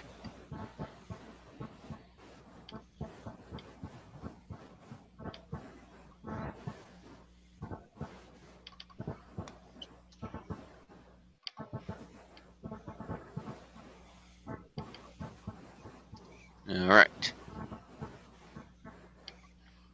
Following this, we cut backstage to Daniel Bryan, who's on the phone when the Singh brothers walk in to introduce Jinder Mahal. And he walks in and says he knows why Bryan wants to talk to him, and then talks about how great he is. Bryan says he doesn't think Mahal could win without the help of the Singh brothers. Mahal says Bryan's another xenophobic American, and he's really a hero. Bryan says heroes don't take shortcuts like Mahal does, then books the Singh brothers in a handicap match against Nakamura. So Nakamura can get some revenge. So promo to the Singh brothers and Jinder Mahal.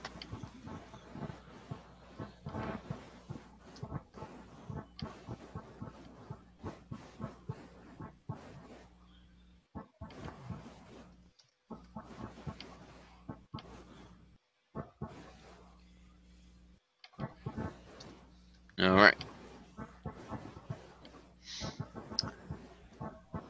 After this, we see Kevin Owens approach Sami Zayn about possibly being the referee for tonight. Saying Kevin Owens saying to Sami, we've been enemies for a long time, but we've been friends for even longer, and you're the only one I trust around here. Will you be the ref? And he asks Zayn to consider it, but Zayn looks skeptical.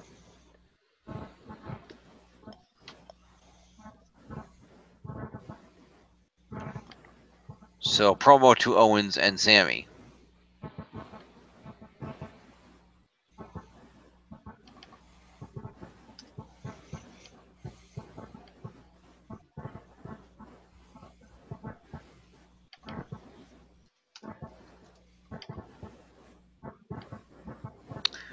After this, we go out to the ring where Aiden English is about to sing a song. But he's interrupted by Bobby Roode, who is glorious! Yeah, this made me facepalm. This made me go, oh, God.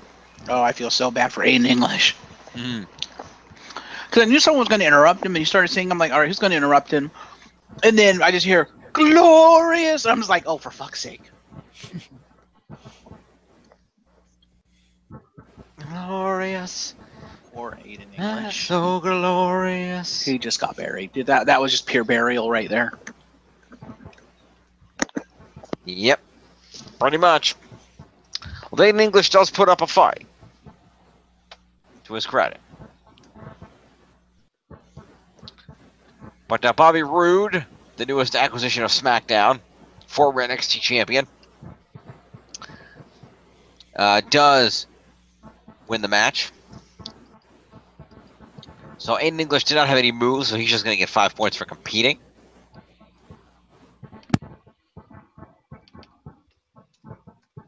And Bobby Roode is going to get 20 points for winning. He's going to get 5 for competing is 25. And 3 moves is 28 points to Bobby Roode. So I guess he's debuting as a face. Oh, clearly.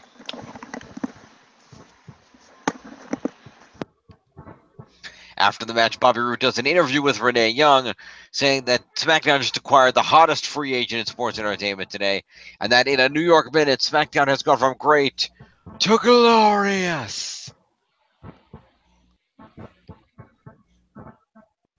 More points to Bobby Roode.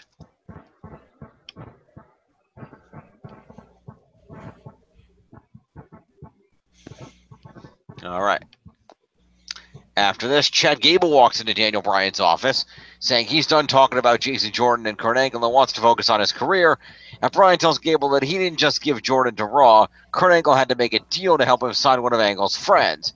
And with that, Bryan introduces another new member of SmackDown, Shelton Benjamin. And he says he's teaming up Gable and Benjamin next week, and both Gable and Benjamin seem excited about the new pairing. No, what promo was this person watching? Oh. Chad Gable was clearly excited and was like, oh, wow, Shelton Benjamin.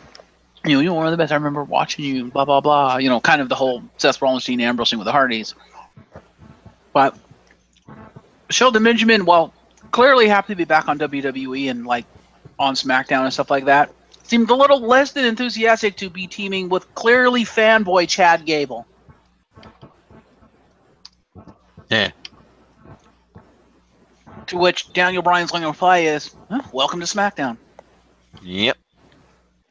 And I couldn't really hear what Benjamin said because he was kind of soft. But he said something to Bryan. Yep. So we give promo points to Gable and to Benjamin. And then Kevin Owens approaches Sami Zayn again and hands him a referee shirt, but Zayn says he gave it some thought and tells Owens he thinks he'll have to find someone else to help him tonight. Zayn then tosses the ref shirt at Owens and walks off.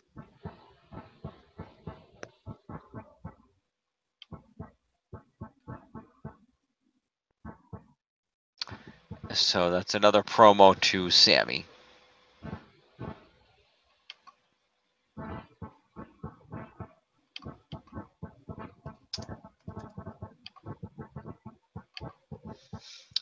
All right, after this, we go to the ring where the Usos take on the Hype Bros. And the Usos win.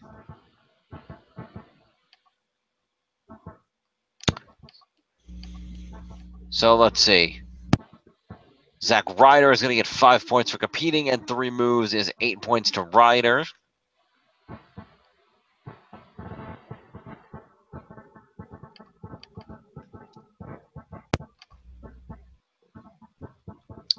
And then Mojo is going to get 5 for competing, and 4 moves is 9 points to Mojo.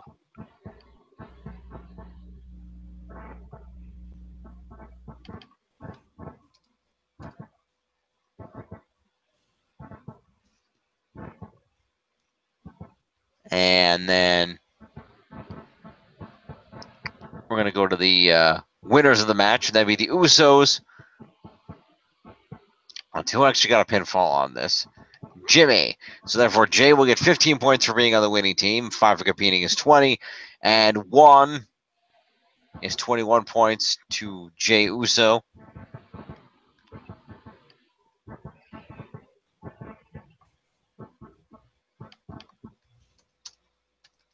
and therefore Jimmy gets 26.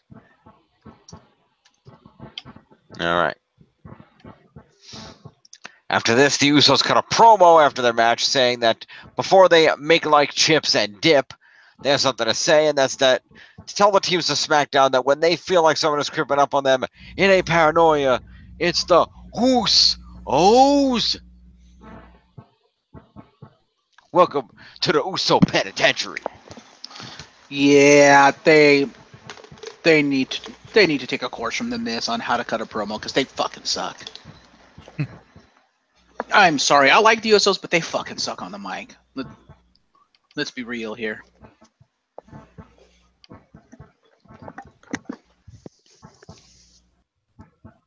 All right. Next up, Nakamura warms up for his match and then goes to the ring for a handicap match against the Singh brothers.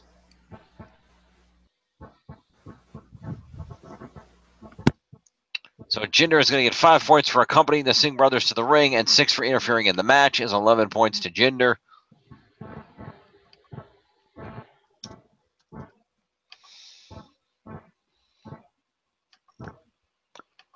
And then let's see, the Singh brothers are going to get 5 points each for competing in the match.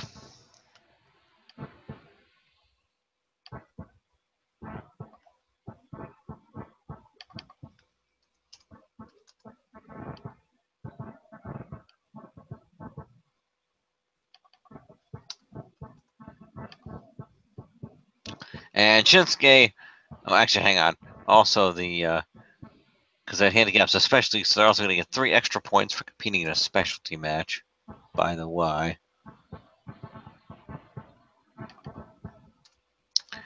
And meanwhile, Shinsuke Nakamura is going to get 20 points for winning a match. He's going to get 10 for winning a specialty match, is 30.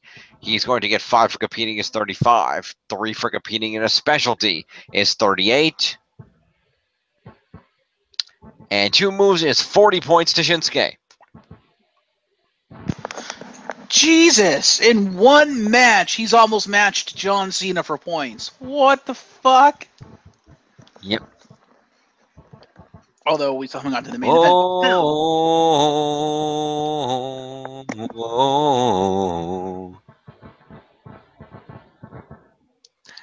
Immediately after the match, Jinder knocks Nakamura down from behind and takes off his coat. Nakamura goes back with a kick and a Bomaye, aka Kinshasa. So that's going to be Jinder with a post-match assault.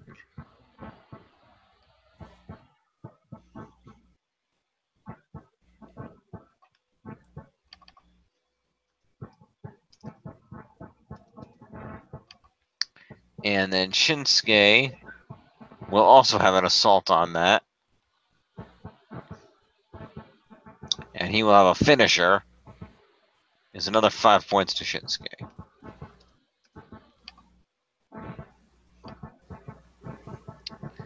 We then cut back to the backstage area where the Fashion Police approach Kevin Owens and offer to be the referees for his match tonight. But he turns them down and tells them to get away before running into Baron Corbin, who basically just takes the ref shirt and says that he'll be more than happy to ref tonight as long as he gets dibs on the first U.S. title match after Owens wins. Owens reluctantly agrees. Actually, Owens' gut reaction is like, no, you're not going to ref my match. The hell is wrong with you guys? You're not worthy to ref my match. I'm like, okay, and they walk off. And then after they walk off screen, he thinks better. He's like, oh, wait. Because he just realized someone just offered to ref his match, and he said no, and he kind of needs ref. And he's like, oh, shit, I shouldn't have said no. He goes, wait. And then his hand just comes in from off screen and grabs him by the shoulder. And he's like, huh? And it pans around, and it's Baron Corbin, and he's just like, I'll ref your match tonight, and takes the shirt.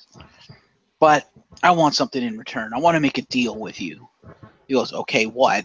He goes, if you win the U.S. title back. Then he goes, what do you mean if? You mean win. Okay, when you win the U.S. title back, I want first crack. And Owen's like, all right, you got yourself a deal. He's like, good, I'll see you out there. And he just takes his shirt and walks off. Yep. And Corbin.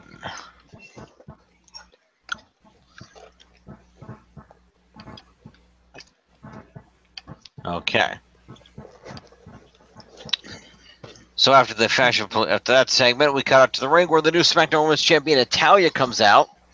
Says she proved again that she is the best there is, the best there was, and the best there ever will be. I love that she took that line. And says she's a real champion and will be forever the champion, the women's champion of SmackDown for as long as she desires to be. She's going to restore honor and dignity to the title before getting interrupted by Carmelsworth, who congratulated Natalya on finally winning something. And as also points out, it only took, what, like a billion years? You know, winning something unlike these people here in Brooklyn. Carmella tells Natalya she's on borrowed time because Natalya will cash in her Money in the Bank contract when the time is right.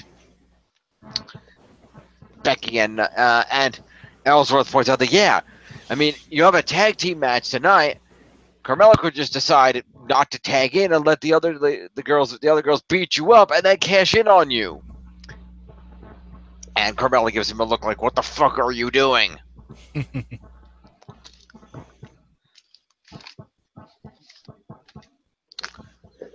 And then Becky Lynch and Naomi come out, and we have ourselves a women's tag team match player. So we'll open up with Natalya, Carmella, and Ellsworth have a promo. So let's do that first.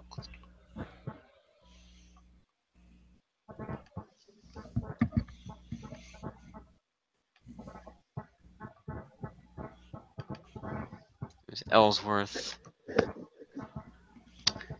and Natalya.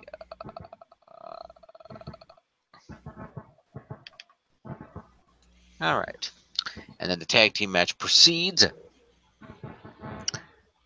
And the faces come out victorious.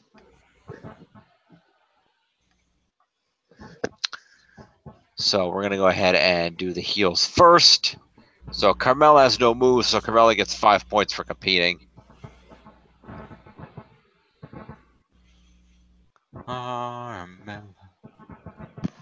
I love that Carmella tries to do exactly what Ellsworth said she was going to do. But in doing so, completely gyms the match and gets tagged in by Natalya. Yep. Say it with me, folks. Pay attention.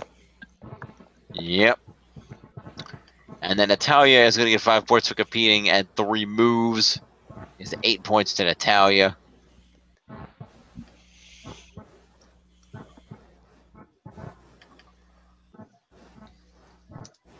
All right.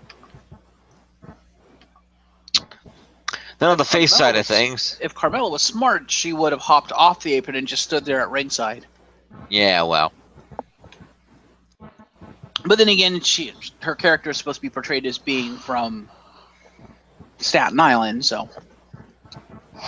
It's true. So we're going to do Becky next, who's going to get 15 points for being on the winning team. Woo! 5 for competing is 20, and 4 moves is 24 points to Becky. Woo!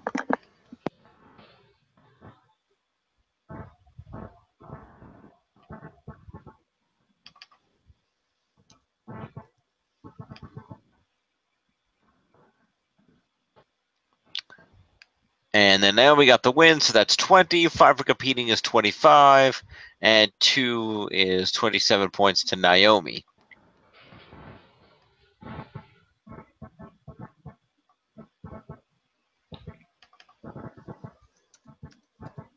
Okay.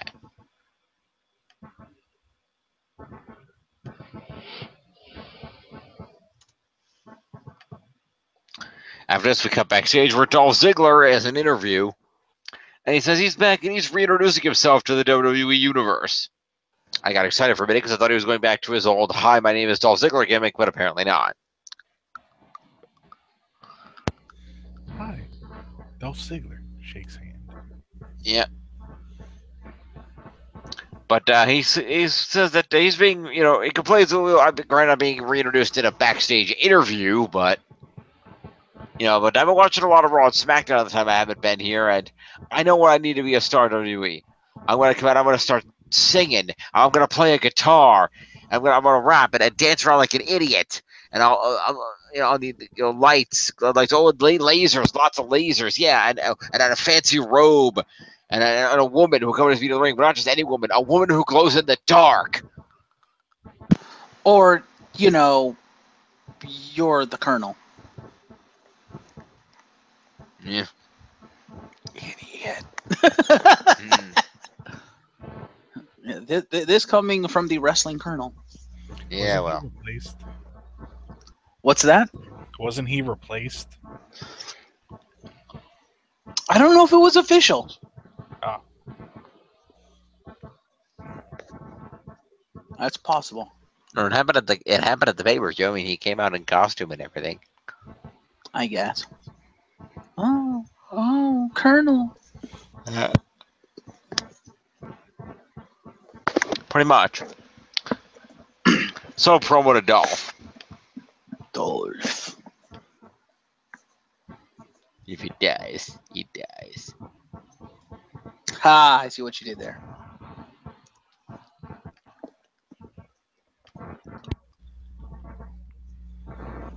I have the power. Mm. God, that movie was so stupid. Backstage, Lana meets with Tamina and tells her that her ravishing journey to the women's title starts next week. Tamina says, what about this week? And Lana says they're going to look inside themselves, so she needs to close her eyes. And Lana gives a motivational speech to help her get angry and to use that anger. She says Tamina is ready, and one by one they will crush the competition as their ravishing reign of terror begins. And they won't stop until Tamina is the women's champion and the most feared woman on SmackDown Live. This is why I think they should have been a package deal. Right. Am I the only one who wanted Tamina to just be like, when Lana was like, you must tap into your anger, you must get angry, to have her just close her eyes and open and be like, that's my secret, my dear. I'm always angry. It's like, yes, make her like the female, make her She-Hulk. That'd be amazing. Do it. But no, they didn't. So, AJ Styles runs into Baron Corbin backstage, who's already wearing his referee shirt. And he tells AJ about his deal with Owens, and AJ says that he's going to retain tonight. And he offers an open challenge every week, so all Corbin has to do is answer it next Tuesday if he wants a title shot. Yeah. He also says the same thing because Corbin is like, if you win the title, if you retain the title, he goes, what do you mean if? You mean when I retain the title? Like, Yep. all right, let's play that then. When you retain the title, I want for a shot. He's like, dude, you don't need me to agree to that. Open challenge, man. Just show up next week. Yep. And Corbin's like, all right then.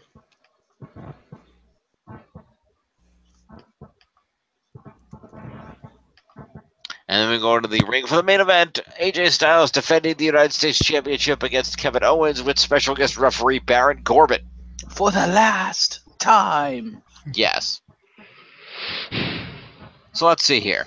We don't get this very often, but being a special guest referee earns you 10 points. So Corbin is going to get 10 points. Woo.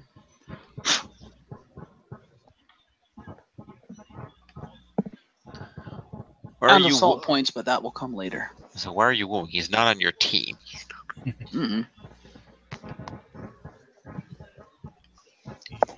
And then in the actual match, of course, Kevin Owens did not succeed because there was controversy. He tried to low blow AJ behind Corbin's back. Shane happened to come out and didn't allow this. Corbin gave up as referee and left, so Shane took over, and in the end, AJ won.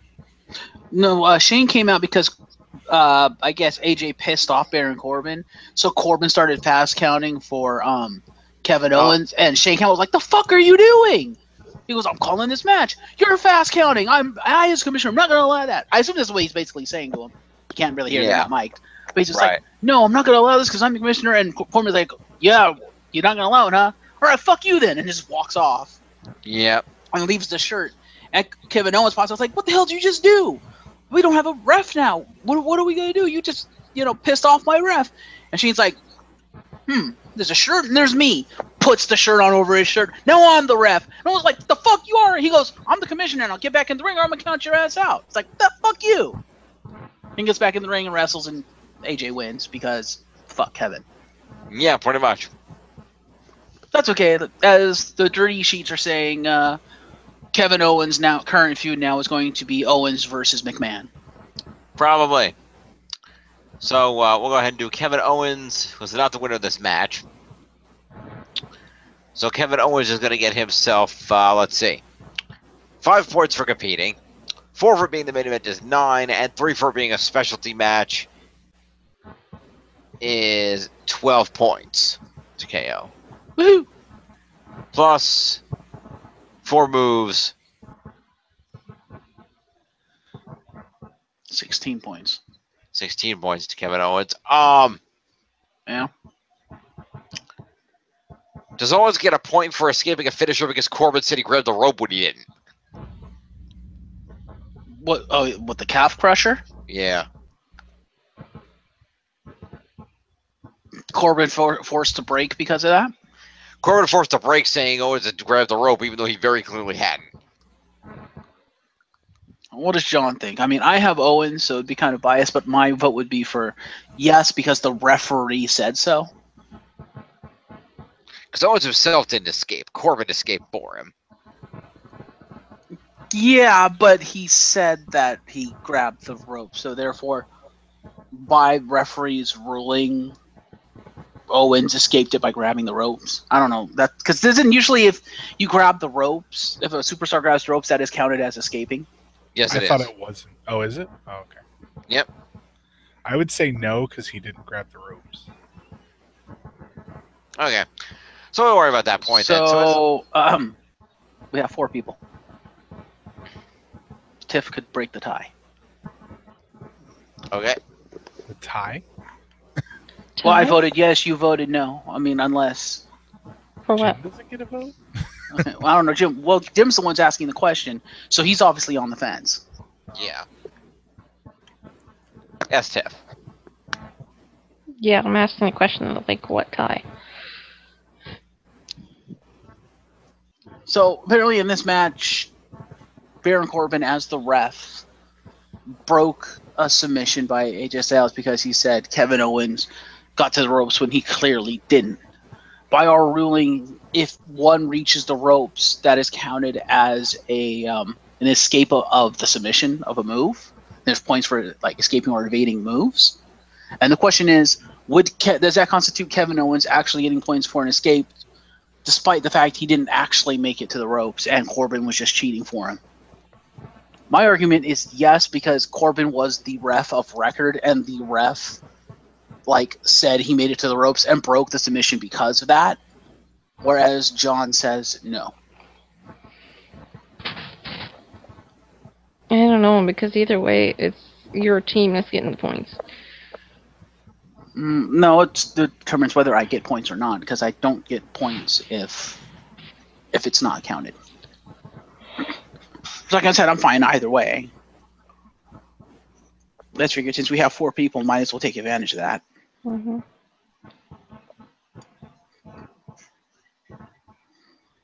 So the question is, what do you think, Tiff? Do you think that should constitute an actual evasion or breaking of the move? Oh, he put his leg up on the rope, so yeah, probably.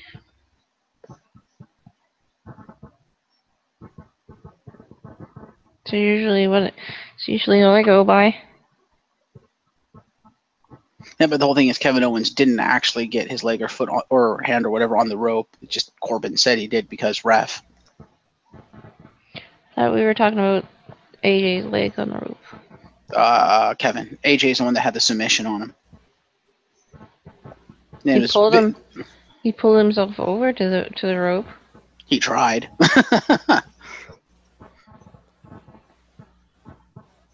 And basically, the whole issue here is that Corbin called it even though Owens never made it to the rope. Because Corbin was cheating for him, or trying to cheat for him. Well, then no. Because he never made it to the thing. Despite the fact that Corbin was the ref. Okay, fair enough. I just thought ref would overrule that, but fair enough.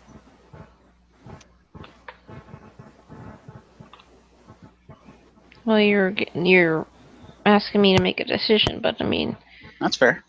And I did ask you to. Even though he was a guest referee. He's either way. He just wanted the way to go down for him because he's like, okay, well, I want a title match, so. Right.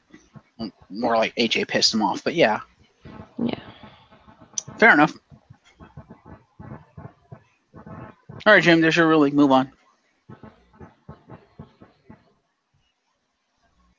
Or he just completely gemmed the podcast. That's fair. Probably. No, I'm here. Just waiting for everybody to make a decision. Decision was made. Move on. Okay, let's move on. So then I gave Owens his points, right? I don't know. Did you? No, I didn't. I saw it. Okay. So right, we crushed that. So like we said, Owens will get 5 for competing, 4 for main event, 3 for specialty is 12, and 4 moves is 16 points. Owens.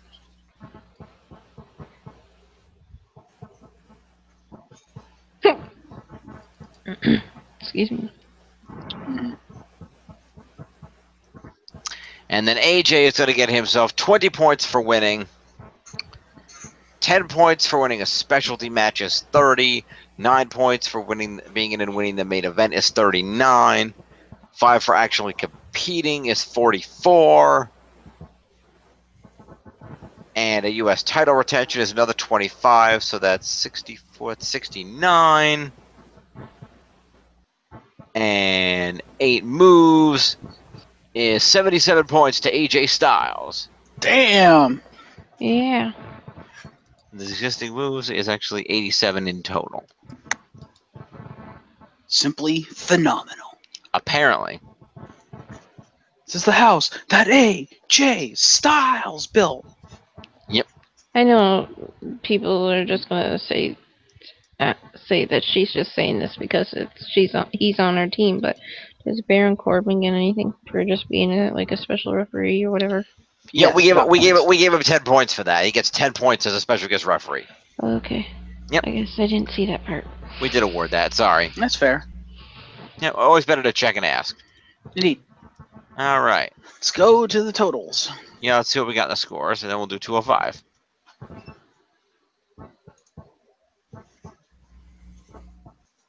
All right, so.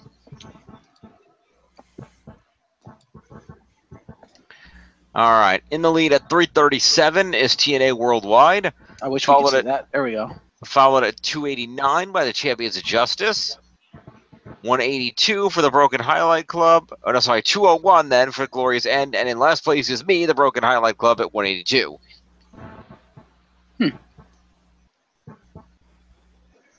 I'm where? You're in second place. You're number 2 behind Jeff. Hmm. You're at 289 to his 337. He's about 50, 60 points ahead of you. But we're not over yet, my friends. No. You want to type up the totals on the side first? Oh, yeah, I should do that. I didn't do that for Raw. Oops, oh well. I thought you did. Did I? No, I don't think I did that. Nope. Oh, you did. I thought you did. Oops. I'll go back and rewatch the video and type them in later. Well, go ahead and type the SmackDown one in now since you have it. Well, that's what I'm going to do, obviously. Yeah. Fair enough.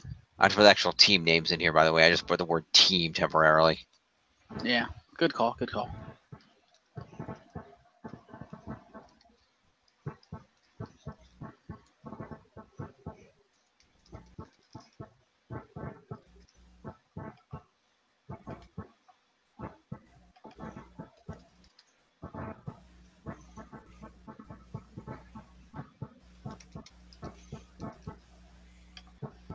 You're gonna have to widen the things for this season. Fine.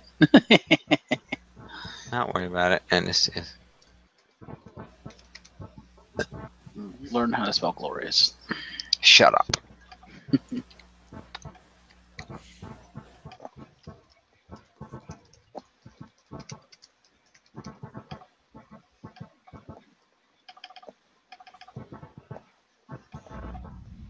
Okay.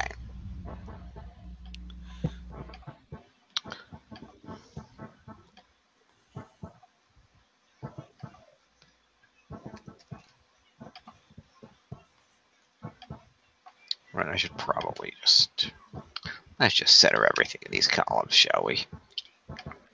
Only if you want to. I do want to. Makes it easier to see. Don't have to do it. I was gonna say you can just hit the center button. There we go. All right, so 289, 182, and 337.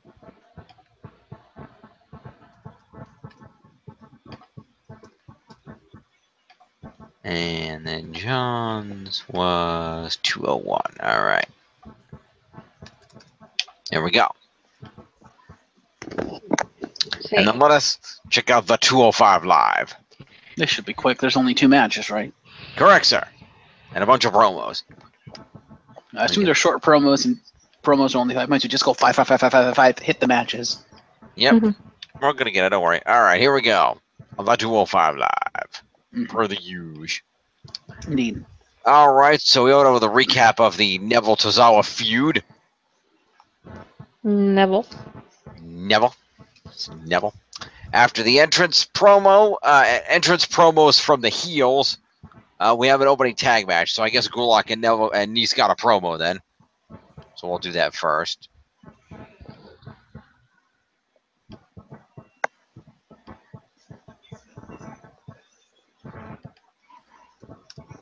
And Tony Nese. 10. Okay. Next we go to the match proper, which is the aforementioned Drew Gulak and Tony Nese against Cedric Alexander and Grand Metalik. The faces take the win after a lumbar check on Gulak. Is there 3 matches? Oh, no, that's right. It's only 2. Yep. Okay. So Gulak and Nese are each going to get 5 points for competing in the match. All right.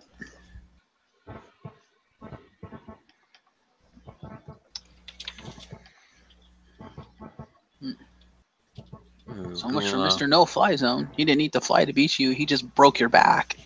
Yep. All right. What you gonna do, Mr. No Fly, when you go against someone who doesn't fly?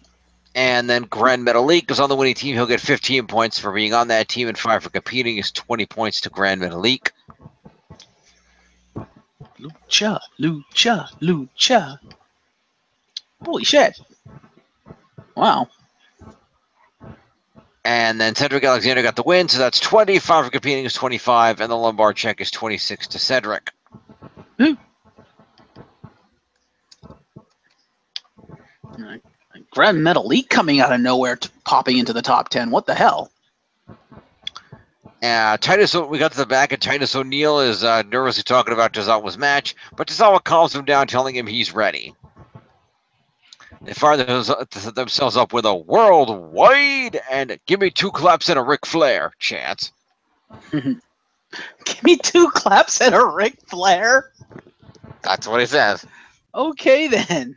I don't know. I don't write the damn promos. I wish you would. They'd be better than what we have. Yeah. Anyway, promo to Titus and Tozawa. Woohoo! Power of Tozawa. Which is apparently 0. Yeah. Well, 10. And Titus. Titus, where are you? There he is. It's 10. Okay. If you have drained Tozawa of his power, and now he's just taking up space on my roster. Yeah, well. After this, we go down to the ring where Jack Gallagher comes out in street clothes, but with his hands taped. We get a replay of his attack on Kendrick last week, and there's also a table in the ring with weapons, and it looks like we're going to get the duel tonight. He was challenged to. Jack says he's been besmirched. Oh, for fuck's sake, really? And there might be some truth to what Kendrick says about him, but so tonight he's going to knock him out. Kendrick appears on the Tron, says everything Gallagher is doing proves him right. The Brit is a clown who plays with props, while Brian is a fighter. He's not going to come down there, but he's found a replacement, an actual clown. Cruiserweight Doink heads down the ramp, doing the handkerchief gag on a kid, and then gets in the ring, squirts him with water from his lapel flower, and slaps him with a white glove, then eats a headbutt from Jack. You mean Dink? Yeah, well, Because wouldn't Cruiserweight Doink just be Dink? No, Dink was midget Doink. Hey, a midget was former Cruiserweight champion. It was? Hornswoggle. He's not a midget. He's a leprechaun, you racist bastard.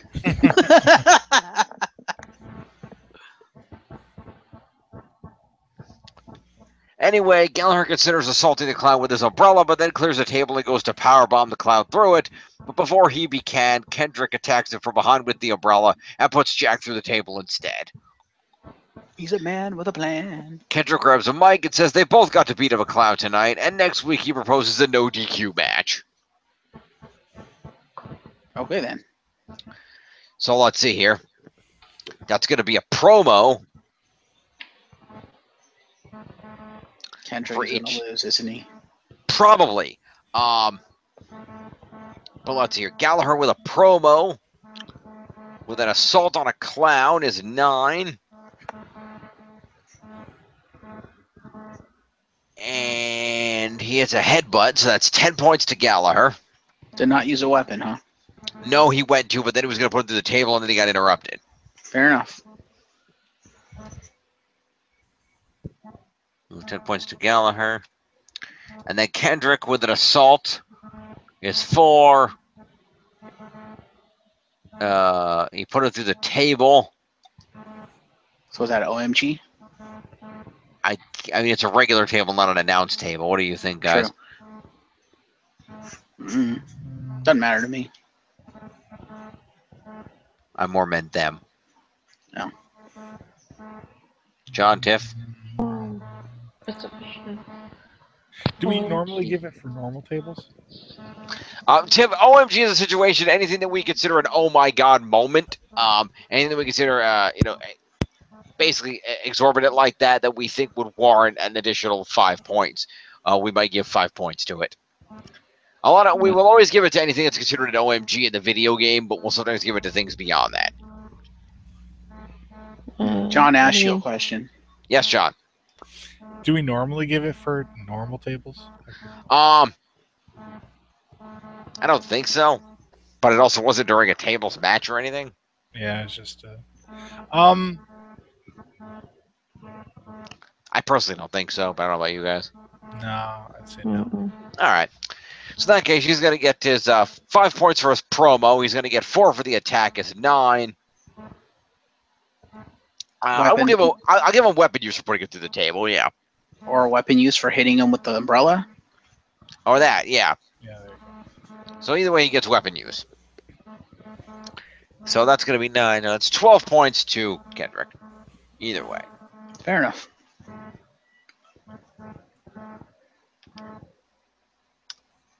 Okay.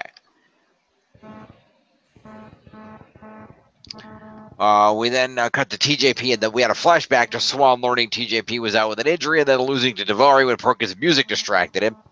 TJP is playing 2K17 in the back with his leg up. Says he hurt his knee when he beat Swan 2 weeks ago, and that he only went out to watch Rich beat Daivari. Didn't know they'd play his music or Swan would turn his attention away. He says their friendly rivalry's gone too far. He's injured and Rich is so distracted he lost a match he should have won. And Swan says he's going to focus on beating Daivari as long as TJP focuses on getting better so they can have their rubber match.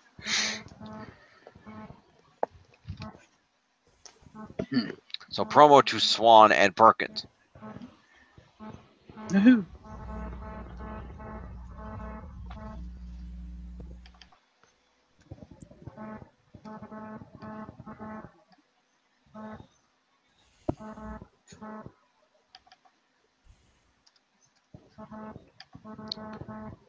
All right.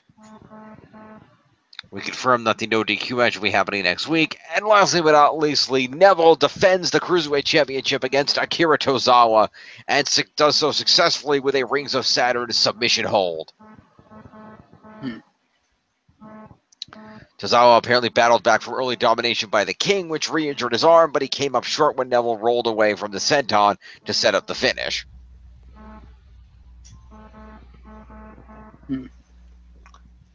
So therefore, Akira Tozawa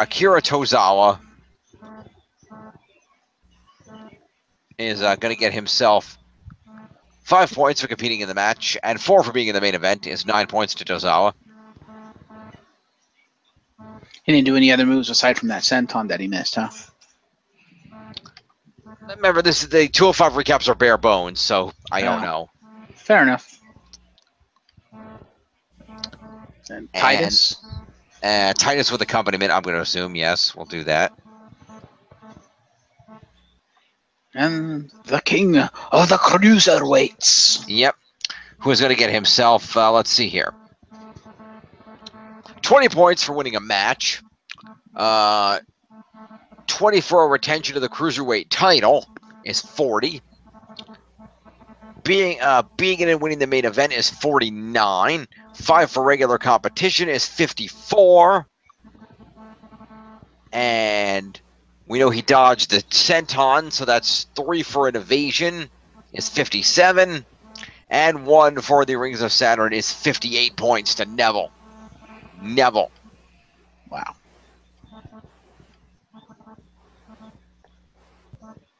And 5 is 63 to Neville. To the totals and then the leaderboards. Neville then cuts a promo on the end of Akira Tozawa's reign. All right, this part. When he's interrupted by Enzo Amore. And to quote Corey Graves, what the heck is Enzo Amore doing here? Hell. Oh, hell. Okay. What the hell is Enzo Amore doing on 205 Live? Vic, did you know about this? I'm just as shocked as you are, Corey. Enzo comes out, getting in Neville's face, informing him that 205 Live just became the realest show in the room. Dropping the mic and drops the mic in Neville's face. Neville laughs and walks away. And Enzo proceeds to call him soft and spells it out for him and then poses in the ring. So that is promo to Neville and promo to Enzo.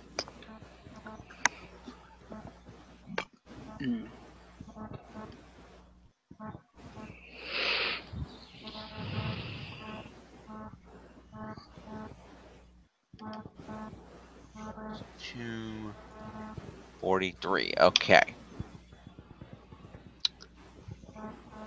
Let's go over here. What do we got over here? Couple haters. All right, so your winner for week 1 is TNA Worldwide at 404. Damn. Followed by the Champions of Justice at 324. Followed in third place by the Glorious End at 269. And in last place at 202 is me. The Broken Highlight Club. Oh, you're just like, is me. 9. 202 and 324. And the 205 for you was 404. All right. I'm really interested to see the leaderboards because what the fuck just happened? Well, we're going to find out what just happened. Let's wrap up this week as we normally do by taking a look at the leaderboards for the Superstars. In first place at 87 points is the United States Champion AJ Styles, followed closely by the Cruiserweight Champion Neville.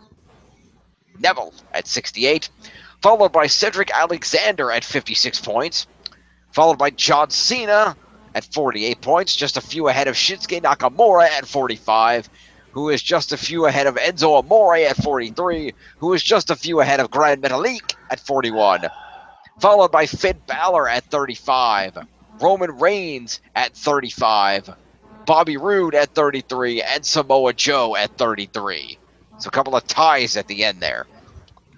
How did I end up with only 3 people in the top 10 and I'm that far ahead? 2 of them are in the top 3. One of them is AJ, True. who's in the lead by 20 points. True, but I'm like in the lead by what? Like 150, 200 points? What the hell? You're not that far in the lead, dude. Calm like yourself. 100 something points. You're in the lead by 80 points. Calm yourself. No. I'm surprised you got so many for 205. Yeah. Me too. That's surprising. Yep. Yeah. Considering I lost the main event. Yep. Mhm. So there you have it, folks. Also, right after that is a 4-way tie with 31 points. So I'll have to break that next week. Well, yeah, Kevin Owens will break out of that eventually. It's Kevin Owens. We shall see. Because he's feuding with Shane, he's not going to be wrestling anybody. Mhm. He'll be wrestling people that Shane puts in his way. Possibly. But with that, that is the program for the evening. As always, we thank you for joining us. So, stuff behind me. Put that down. There we go. Like I could see him wrestling Baron Corbin because Corbin Yeah. kind of screwed him by leaving. I can see that. But at any rate, this has been our Season 5 premiere. We hope you enjoyed it. Stay tuned for more shenanigans forthcoming, as always. Tiff, welcome to the fold. We hope you had a good time tonight. Mhm. Thanks for sticking with us. I'm not Yes. surprised you're still awake. Yeah, we me too. appreciate that. And to you two gentlemen, as always, great to have you here. The Fabulous Foursome will be back next week for more wrestling shenanigans. I'm James Phoenix. Peace. So long.